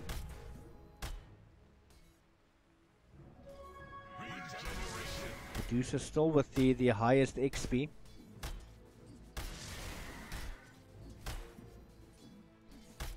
Cursed sitting in the tree line, hoping not to be spotted out. Almighty money.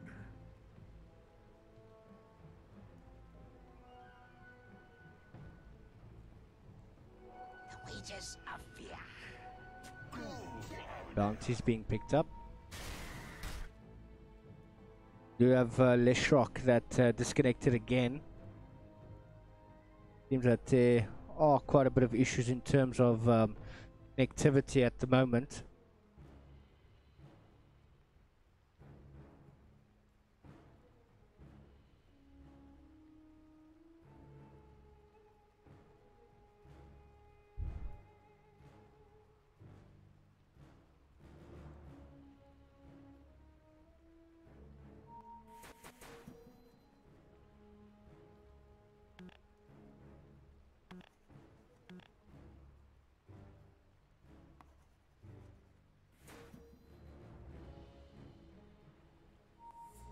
Having a quick look at the items. Leshrock with the mana boots.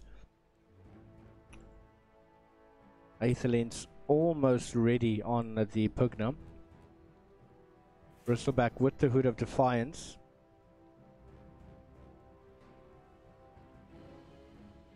Working his way towards the mana boots Jakiro is.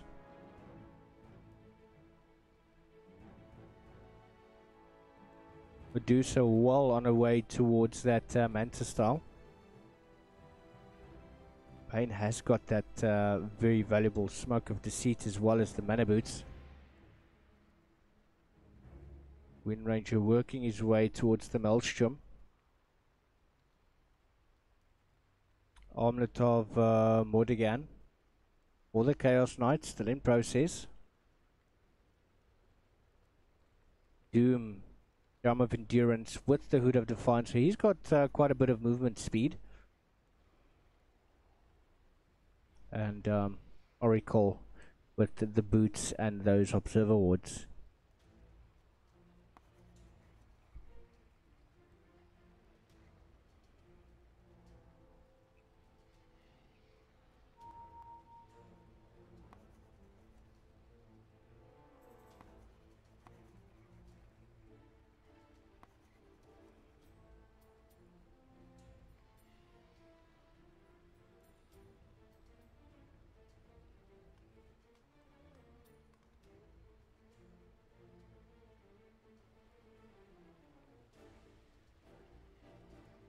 Seems that some of the players are getting a little bit of theme issues.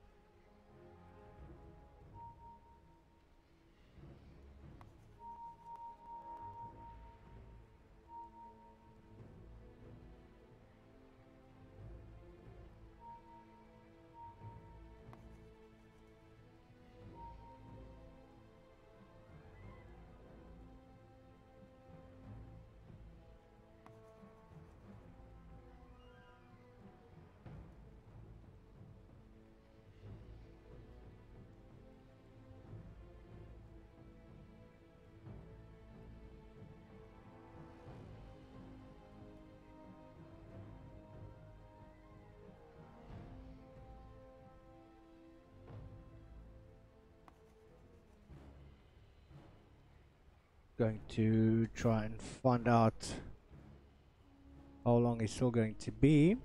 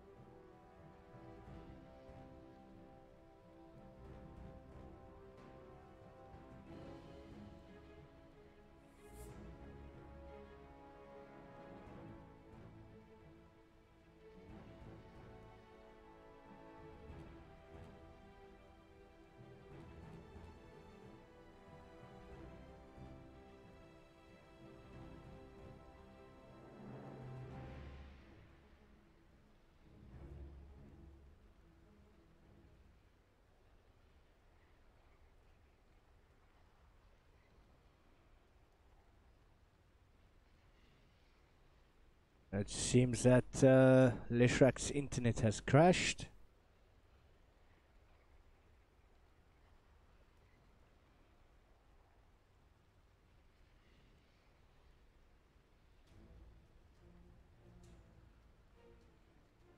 it does happen to the best of us.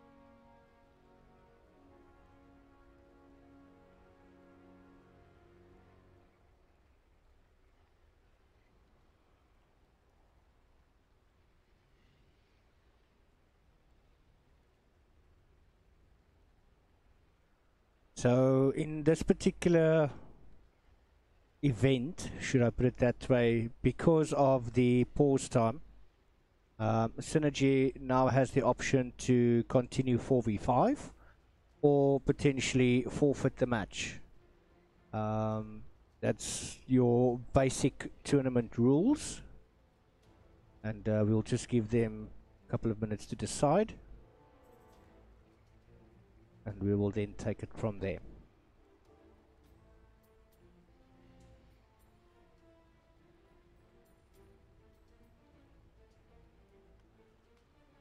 And they have decided to play on 4v5.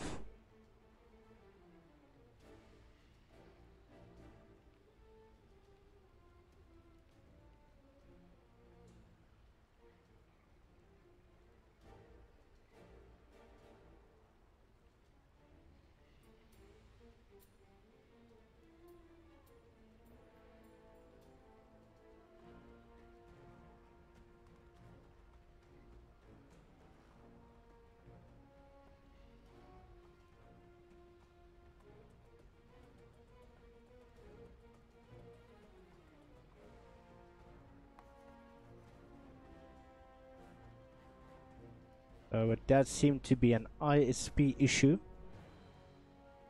for Leshrak.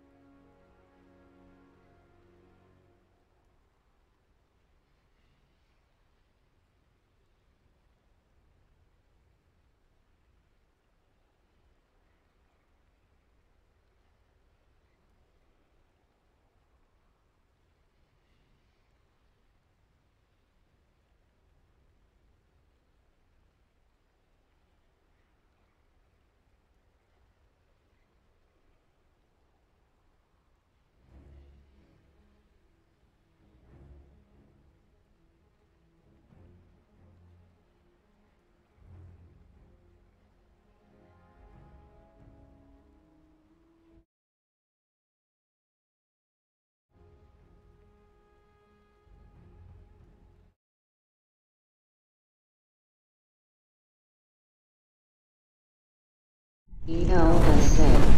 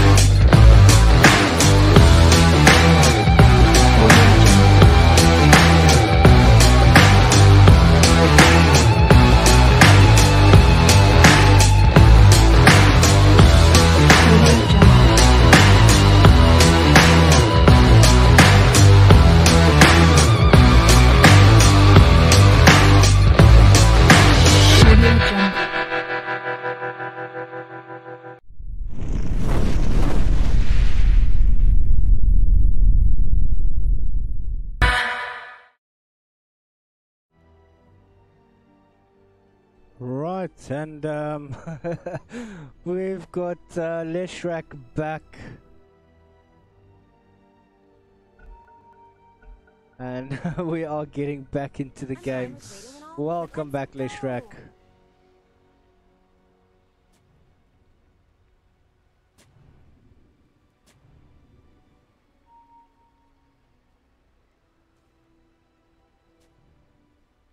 Getting back into the playing field.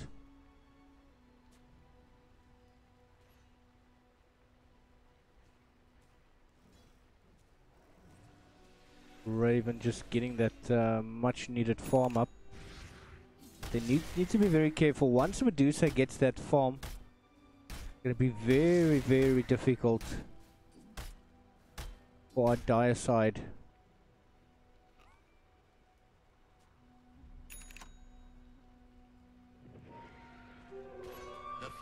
I recall picking up that invis rune. Going to scout out the bristle.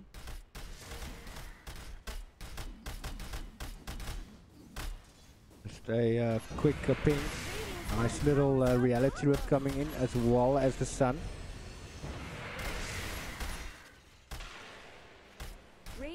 Purifying flames coming out as well, but Kaz coming now in from the back line.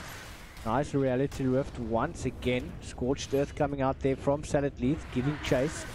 They keep on pulling back the Leshrak. He is unfortunately going to go down and asleep onto Bristle. But that gives Raven the opportunity to give a much needed push. They're going to try and force Unknown to come back.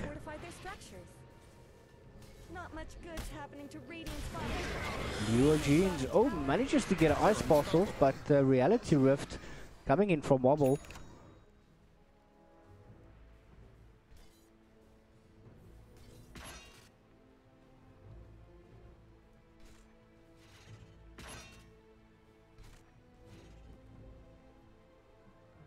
They're wanting to go for this mid tower. Radiant's middle tower is under attack.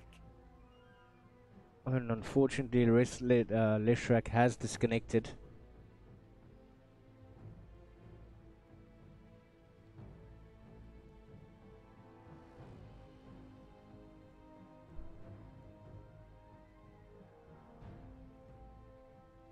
And he's back.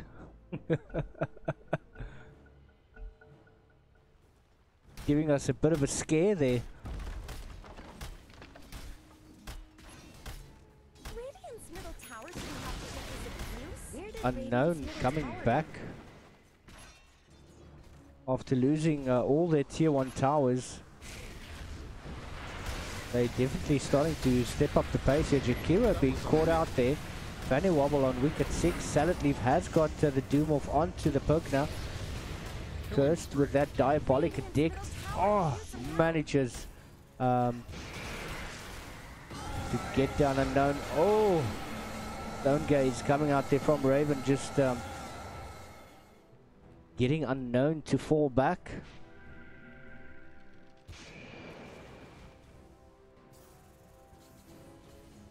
Medusa almost has enough for the Mantis. We actually got that in the stash.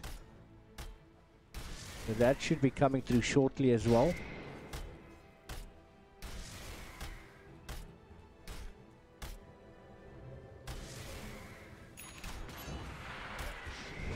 Oh, the power shot actually misses. But the ice path coming through. Chaos not being caught. It does have the Phantasm available.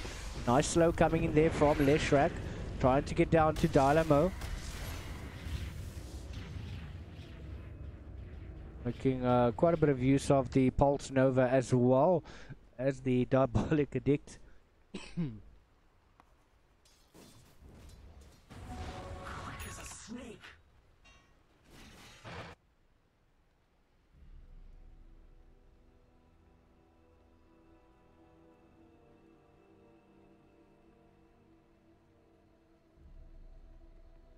And Leshrak once again has dropped down.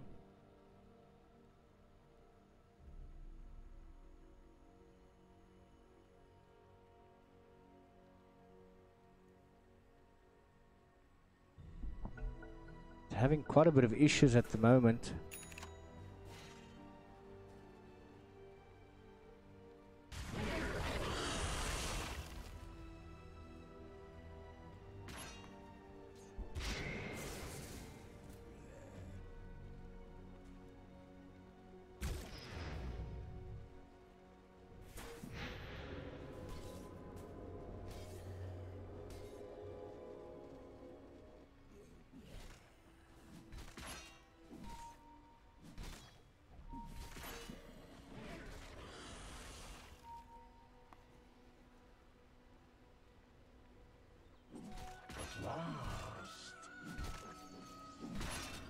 Bugner building towards that heart. Oh, sorry, Bristleback. But he's going to be caught out there. Reality Rift coming in, but we do have Bugner. I think he actually cancelled his TP. He's decided not to go in there, sacrificing the Bristleback. A very, very good smoke play coming out there from Unknown.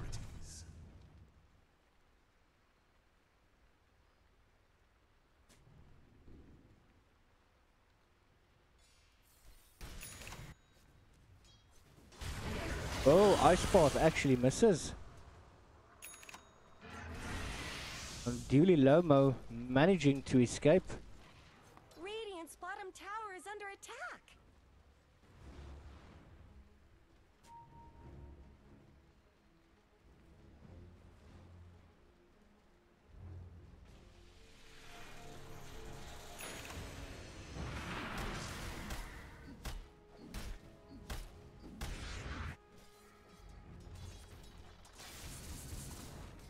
Duly Lomo has got the Maelstrom up and running. Looking to bolt towards the Blink Dagger. Also got the Shadow Blade. The Sentry Ward being taken out there, but just look at the amount of damage that Raven is doing to Kaz.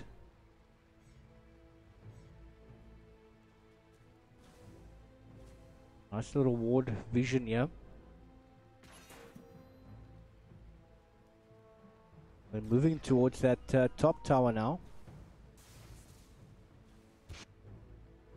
Are they trying to force Synergy to come try and stop them? Nice ward being popped down there by Cursed. I guess Radiant fortified their structures. Fanny Wobble Radiant's top running tower around is looking under for attack. potential victims. He's actually found Cursed. Beautiful Reality Rift and stun. And just look at that damage. Godlike going to Fanny Wobble. Seems they're wanting to push this tier 2 now as well.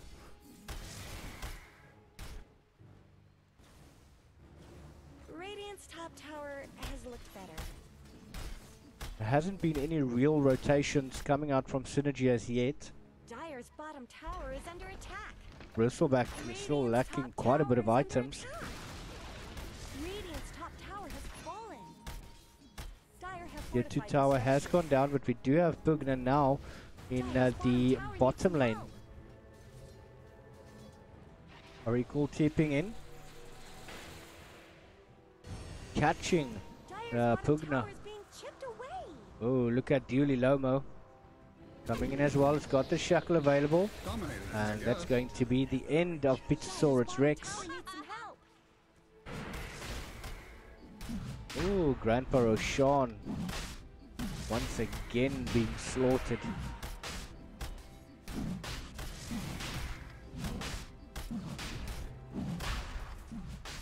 Leshrak and Leroy Jeans need to be very careful of an overextension here.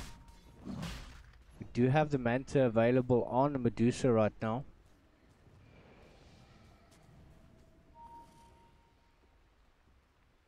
They've spotted out Cursed. Oh, look at that damage. Fanny Wobble taking another kill. He's getting super strong at the moment. Finding Leroy Jeans. There is a ward that scouted them out there. Ice Path does connect.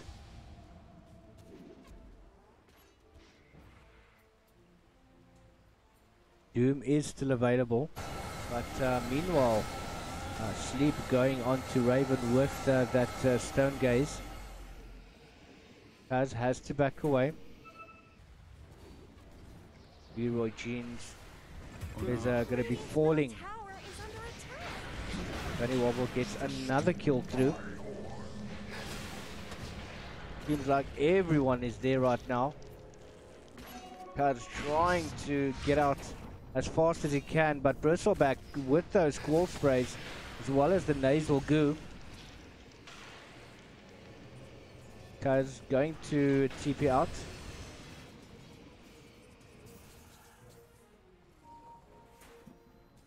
A lot of spells being thrown there.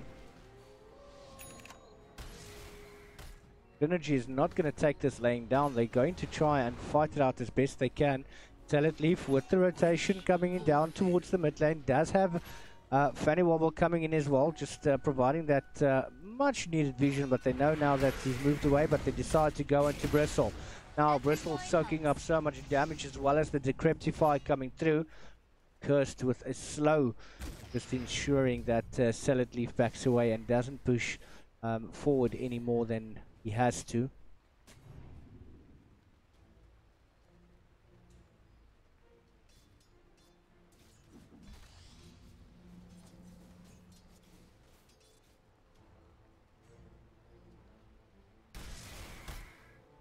Leroy Jeans has got the Ice Path available.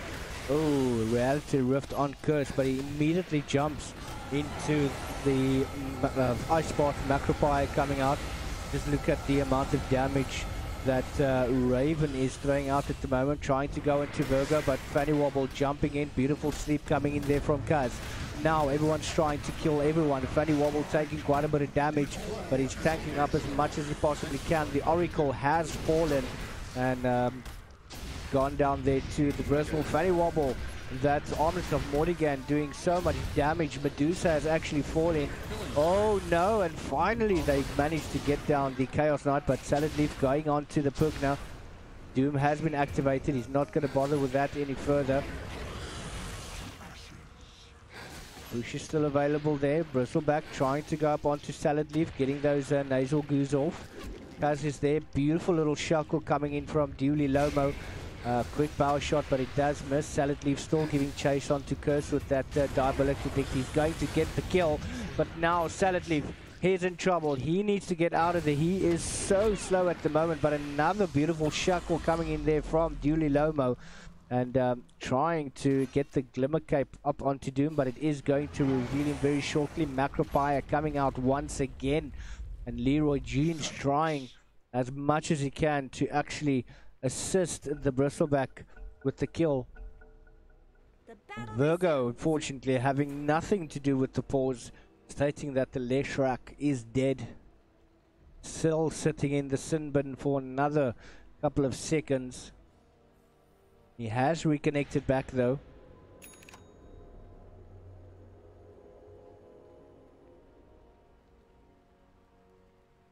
"27 minutes into the game, 8-4-31 with a 6k team net worth lead going in the favor of Unknown.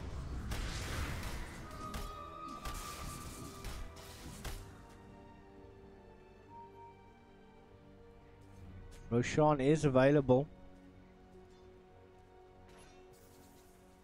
There is a ward scouting their movement.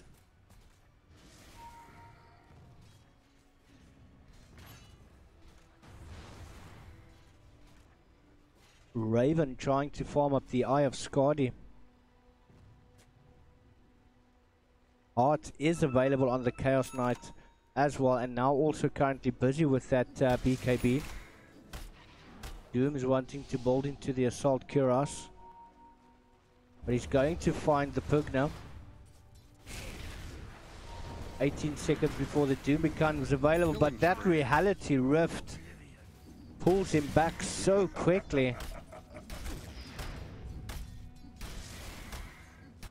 Here's a push towards the mid lane. Power shot coming through, lands through some of the creeps and Leroy Jeans. Every time that Unknown pushes towards that bot, Medusa reveals himself, trying to force them to come back. He does have the Eye of Skadi available now. Bristleback trying to farm up as best he can just to get that additional gold. But we do have a smoke up. Seems that they are rotating towards the Medusa. Dyer's middle tower is under attack. There's a sentry ward there. Wow, as an observer.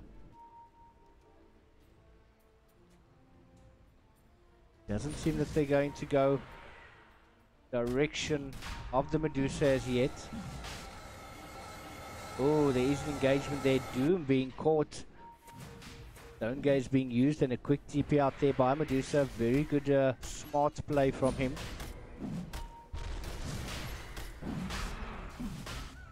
Cursed coming in there. Nice little split earth.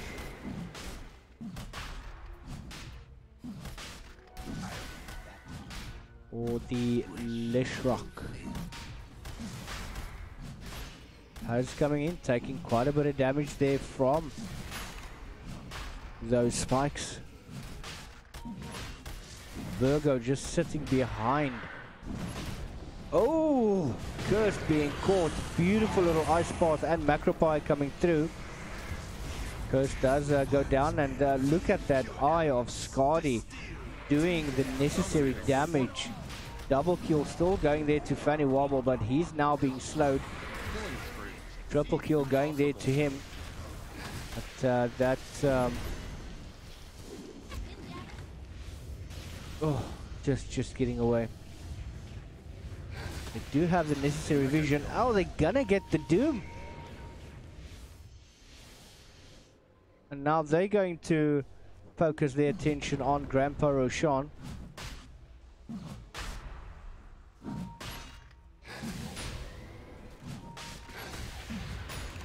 That's just so much damage coming through. Doesn't seem that Unknown is interested in contesting that.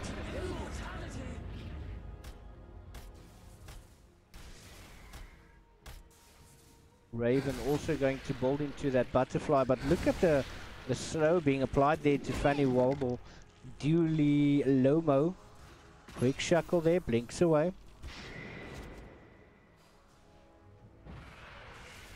Raven's not really taking any damage from those power shots anymore.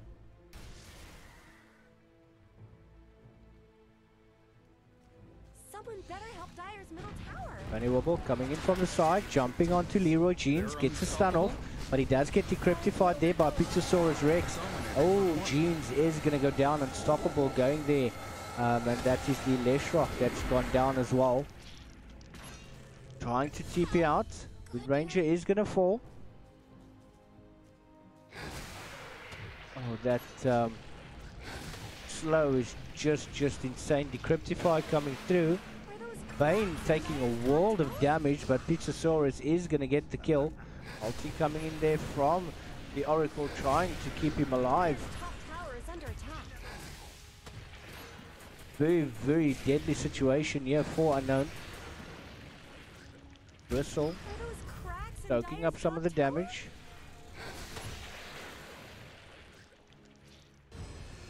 Medusa does have enough there for the Eagle Song. They're beating on Dyer's top tower.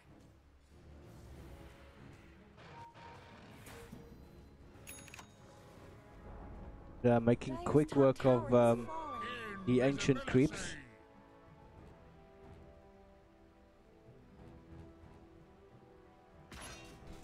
New treasures.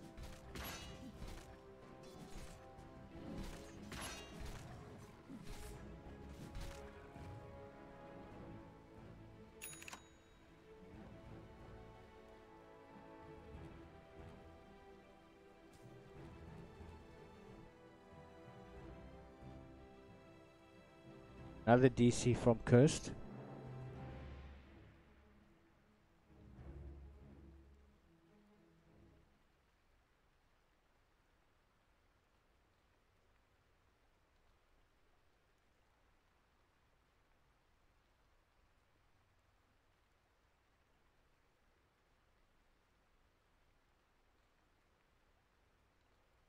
Is over to sorry, reconnect much quicker.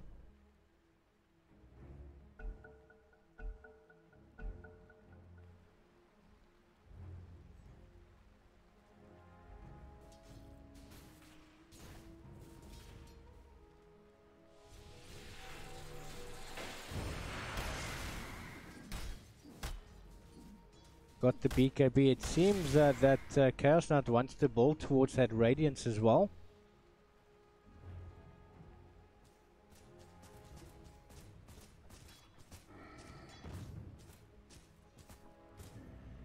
Ages of Immortal onto a Raven. Just able to farm with such ease.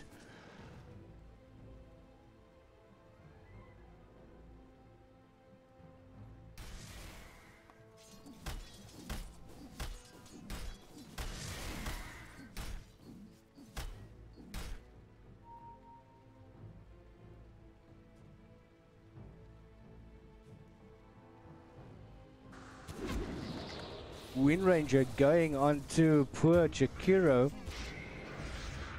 A very, very easy tackle shot. But at the top lane though, Synergy has decided to do their own push. We do have Glyph of Fortification coming out. It's a tier 3, trading for tier 2. They are going to force them to come back. Bristle, however, comes back. They could have possibly pushed forward to the lane, but Bunny Wobble says, no, I'm not going to fight you at the moment. But just look at the damage. Absolutely insane going up onto the Bristle, trying to keep them busy. We do have Medusa also now coming back, doing a lot of damage there to Fanny Wobble with the slow.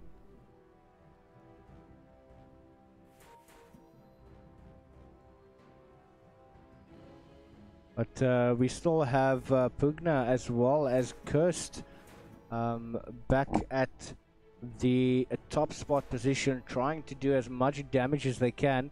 They have managed to take her axe. We do have a rotation coming in from the Bane, or they could potentially just consider keep going for that tower and just get it down. We do have a TP going back.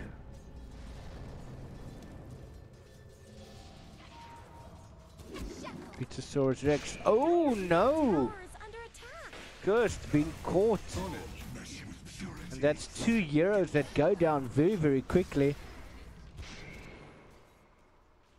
Dire's middle tower isn't going to last long.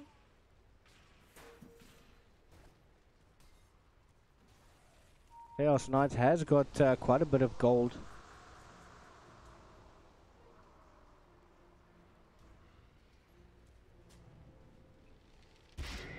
Almighty money.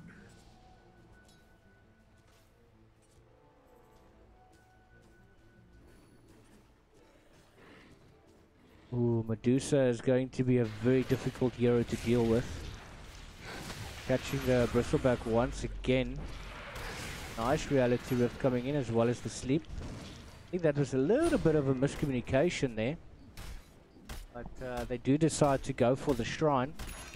Bristleback says no, leave it alone, but he does get pulled in. Nice little shuffle coming through as well. Another stun.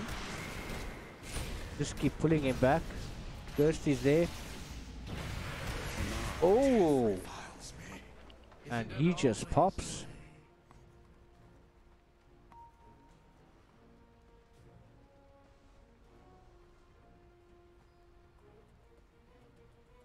And all eyes should be on Medusa. When the push comes, is Medusa gonna be able to stop it? Going out on his own like that at the moment, very, very risky play. But they do have all the information they need. They know exactly where each hero is. But the moment that they disappear from the map, that's when it gets very, very dangerous. He does have the butterfly, but Salad Leaf is now coming in. Does have the Doom available. Is he going to pop it straight onto the Medusa? Yes, he manages to do that with a quick sleep coming in there from Kaz. Pizzasaurus Rex coming in as well.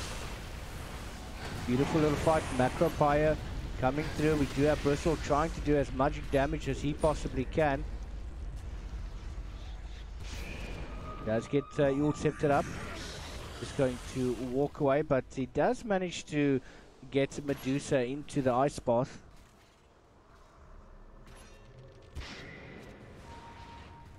Gonna TP towards that top lane.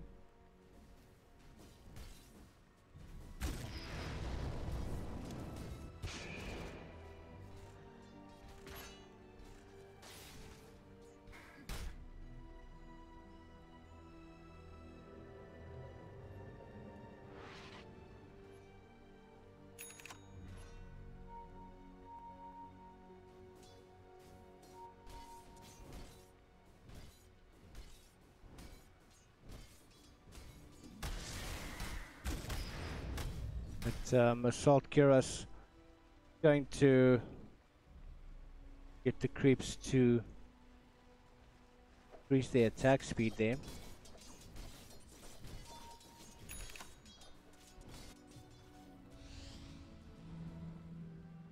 Yuli Lomo, he is gonna back away. I don't think he wants to deal with that Medusa as yet. Gonna build his way into a MKB.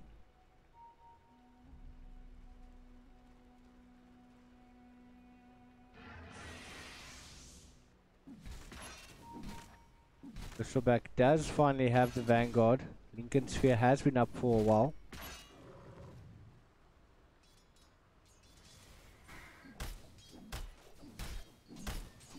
But Nullifier on the Chaos Knight.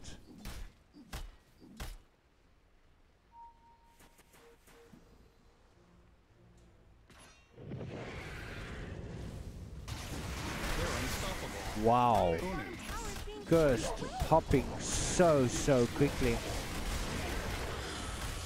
Ice Path does come out, but it only manages to catch the illusions. But just look at the damage that Fanny Wobble's actually putting out with a beautiful little double kill there. Making quick work of the tower. Do have a buyback coming in from Leshrock. Cursed. I'll make easy work of the racks, but just look at that damage. That's insane. Fortunately, it doesn't seem that Syndicate is going to be able to come back from this one. This Chaos Knight literally hits way too hard.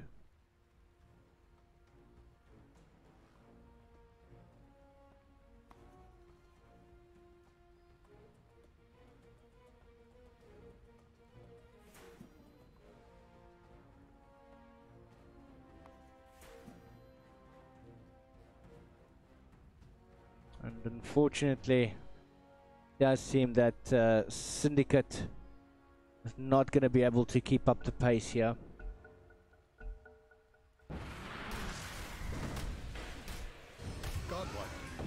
Double kill. Ooh, Duly Lomo just jumping in there, and that Reality Rift just keeps getting them undone.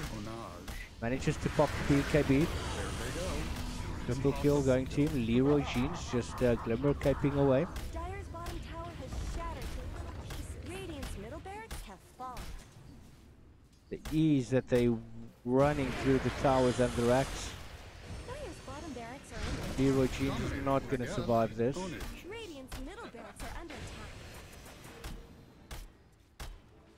Fortunately, not much that they can do. But while all of this is happening, Medusa is trying so hard to push, but not going to be able to make it.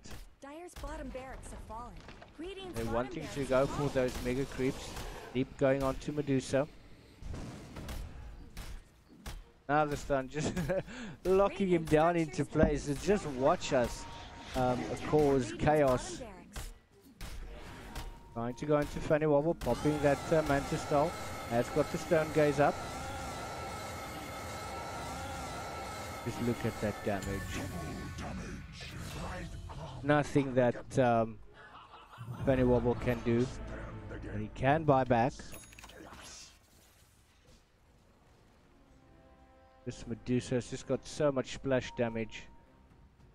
But I hardly feel it's enough. We've got an onslaught of heroes coming towards the bot lane. They only need one set of racks or one single racks to force the megas in there. That's for me.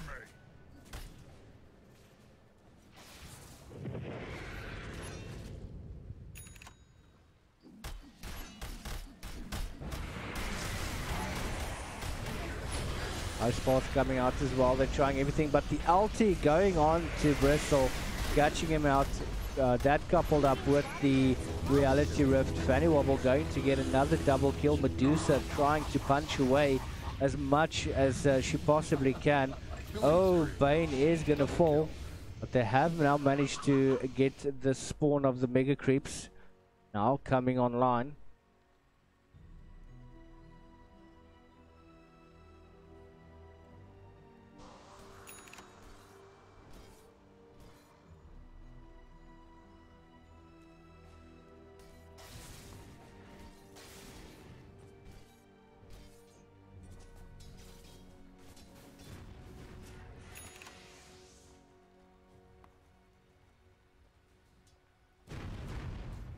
Oh, Medusa's got the divine.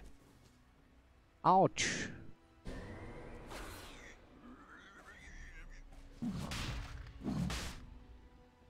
Wind Ranger wants to go for the Roshan. They do need it.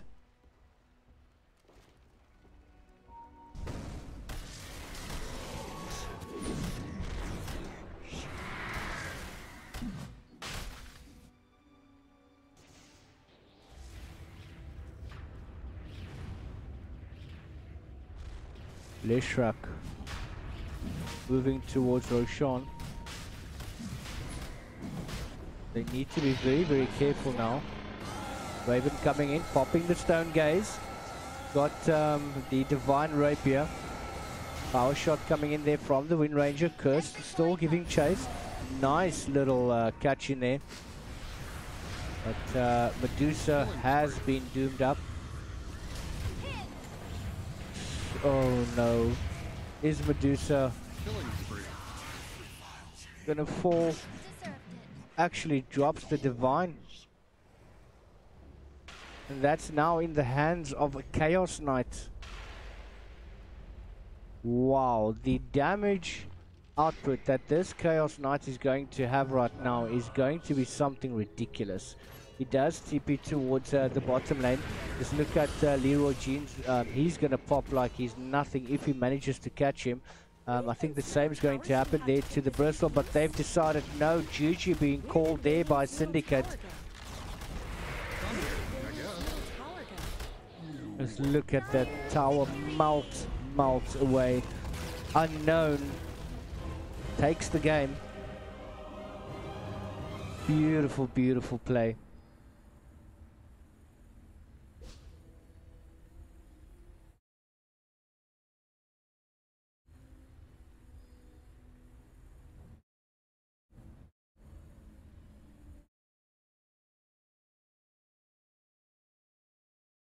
ELSA.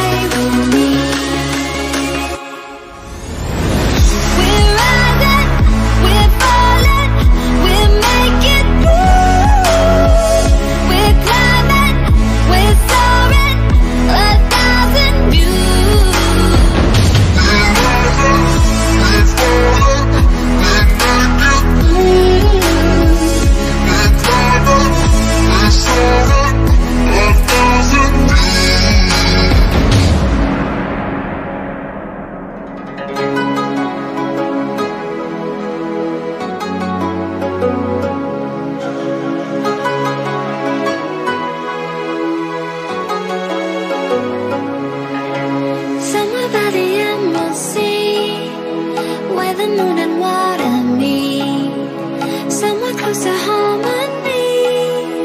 When the world is sound asleep, something's gonna bring the